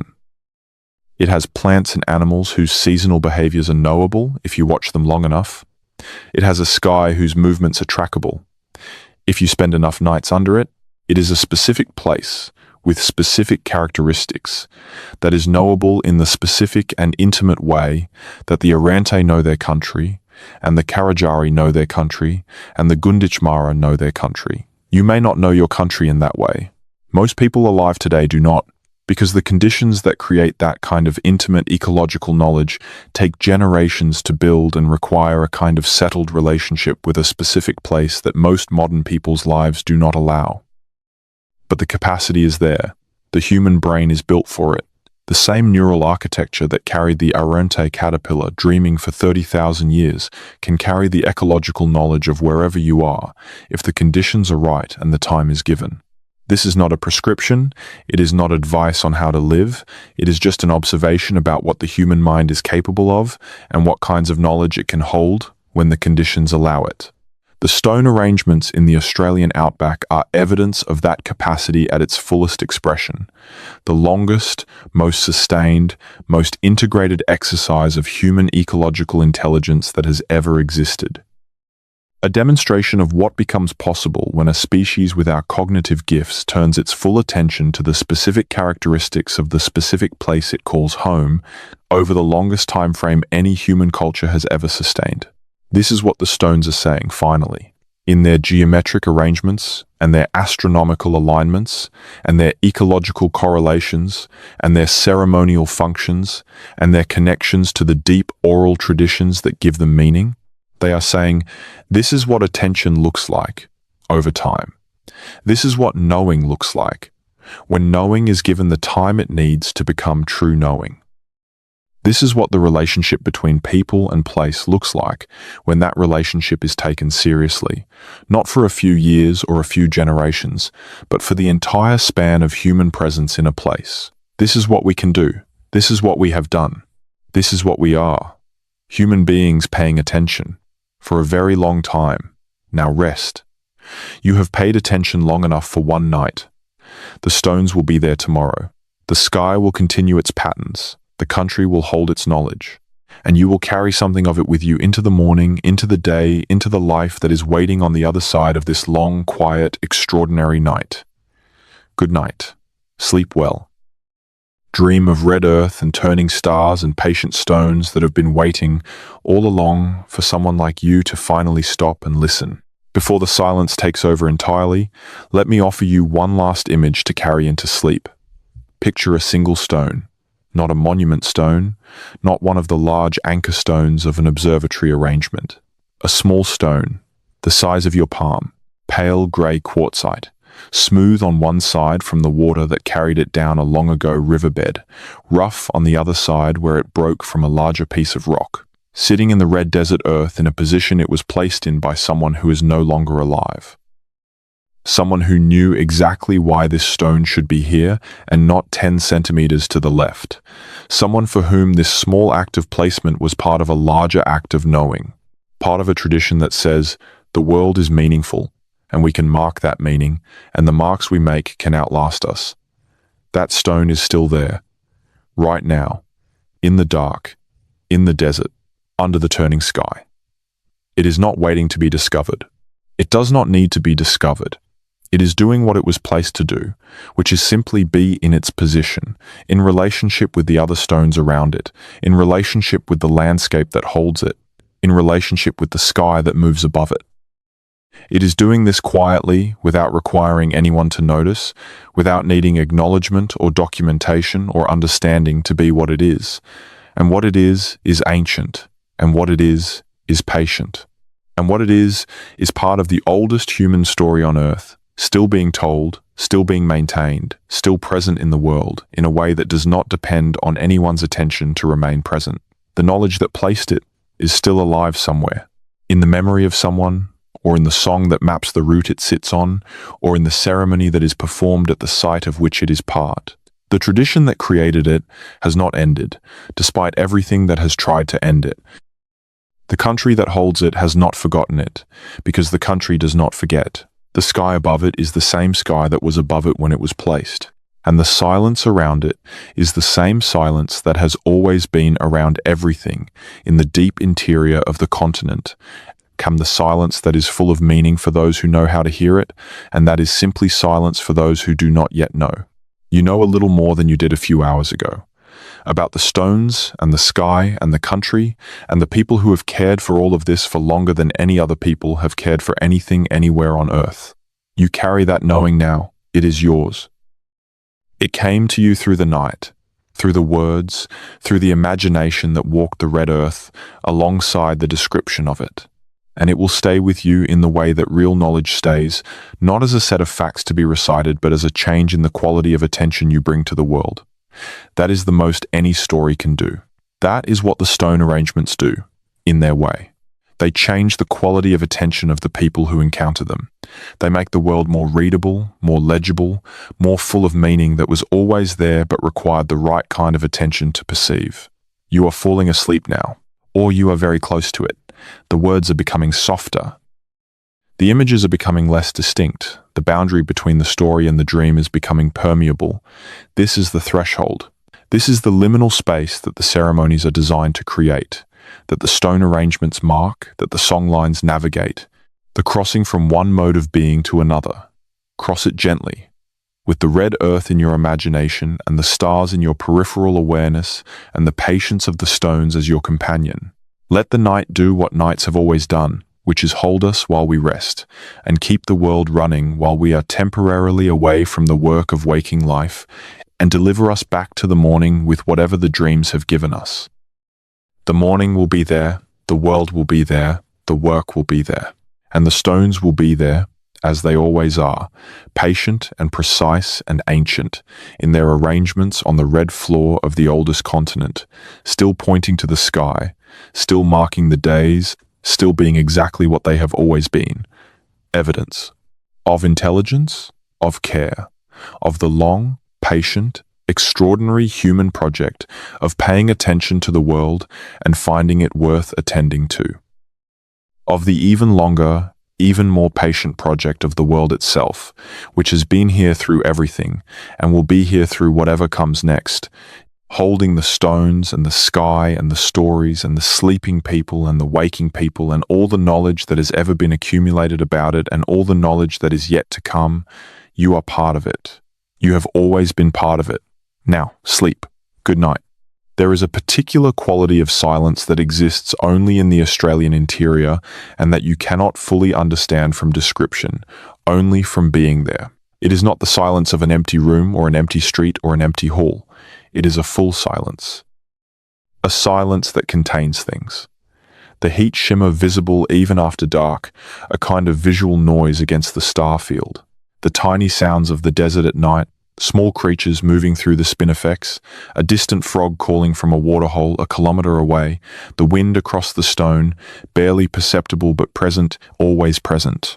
The sound of your own heartbeat, suddenly audible in the absence of other sounds, suddenly significant. The sound of your own breathing, regular and slow and ancient. In that full silence, the stone arrangements breathe with you. This is not mysticism, it is observation. When you are quiet enough, in a place that is quiet enough, the non-acoustic presence of things becomes perceptible. The weight of the stones in the ground, the specific gravity of the arrangement, the way it bends the space around itself slightly, the way your eye is drawn to it and away from it, and back to it in a rhythm that feels almost like conversation. The alignment of the arrangement with the sky, the way looking along the line of the stones inevitably leads your eyes to a specific point on the horizon, a point that is not arbitrary, that corresponds to something specific in the celestial sphere, and that in the right season, at the right time of night or the right time of dawn, is illuminated by exactly the body the arrangement was designed to mark. In that moment, in that specific illuminated moment, the full intelligence of the arrangement becomes present. The decision to place these stones here, in this configuration, by someone who watched the sky with enough patience and precision to know that on this specific morning, at this specific moment, this specific light would fall on this specific point, becomes vivid. You feel the presence of that decision across whatever span of time separates you from the person who made it, and the span of time becomes, briefly, irrelevant. The decision is present. The intelligence that made it is present. The sky that is being marked is the same sky. The light is the same light. The meaning is the same meaning. You are touching, briefly and imperfectly, the same knowledge that was in the mind of the person who placed these stones. And that touch, however fleeting, is a form of communion across time that is as real as any other form of communion available to human beings. This is why we tell stories about the old stones. Not just to convey information, but to create the conditions for that kind of touch, to bring the intelligence of the old knowledge into contact with the attention of the present moment, to let the people who are listening, in whatever state of wakefulness or sleep they occupy, feel for a moment the presence of what has been and what remains and what will go on being when we are gone. You have felt some version of that tonight, in the long, quiet journey through the Red Country. In the stone arrangements and the sky knowledge and the water management and the oral memories and the living traditions and the questions that have no easy answers. In the patience that the country demands and that the stones embody and that the tradition teaches and that the night, if you let it, offers, take it with you. Into the sleep that is coming. Into the morning that will follow. Into the life that is yours and that contains, now, this knowledge of the oldest story on earth, carried in you as it is carried in the songs and the stones and the ceremonies and the long red silence of the Australian interior. The world is ancient. The human project is ancient. The care that people have given to knowing the world and marking the knowledge and passing it forward is ancient. And tonight, in this small and particular way, you have been part of it. Good night. Dream well. The stones are patient. The sky is patient. The country holds everything. And tomorrow the sun will rise exactly where the arrangements say it will, as it always has, as it always will. For as long as there is anyone to watch it rise. One last breath, one last thought, soft as the desert air just before first light, when the darkness is at its most complete, and the quiet is at its deepest, and the stars are at their most brilliant, and the earth is at its most still. In that moment, in the best and quietest moments of this kind of night, the ordinary boundaries that structure waking life become a little porous. The boundary between here and there, between now and then, between this particular body in this particular bed and the long human lineage that stretches back through every generation to the first people who looked up at the sky above the Australian continent and found it meaningful. In that moment, all of it is present. All of it is available. All of it is, in its way, here. The stones and the sky and the knowledge and the patience and the long, extraordinary human capacity for attention and care, all here. All part of this moment. All part of you. The oldest story on Earth is also the story that is happening right now in the quiet of your breathing, in the slow drift of your consciousness towards sleep, in the images that are forming at the edge of your awareness. Soft and red and ancient and patient and full of the particular depth that only very old things have. Carry it with you. Into the dark, into the dream, into the morning, into the rest of your life. The stones are there, the sky is turning, you are here. That is everything. Good night. The red earth is breathing beneath you. The stars are continuing their slow wheel overhead. The stones in the desert are doing what they have always done, being present, being ancient, being part of the country, being part of the knowledge, being, in their patient and permanent way, a message written in the only language that outlasts everything else, the language of place, of stone, of sky, of the long, continuous, extraordinary human act of paying attention to the world and finding it, always and everywhere, more full of meaning than any single night can hold. The rest is yours to find. When you are ready, when the morning comes, when the stones are waiting and the sky is clear and the country is patient and the tradition is alive and the knowledge is there for those who take the time to receive it properly, with respect, with permission, with the willingness to be changed by what they find. Until then, sleep, rest, let the long night hold you. Good night. The stones are patient. The story continues.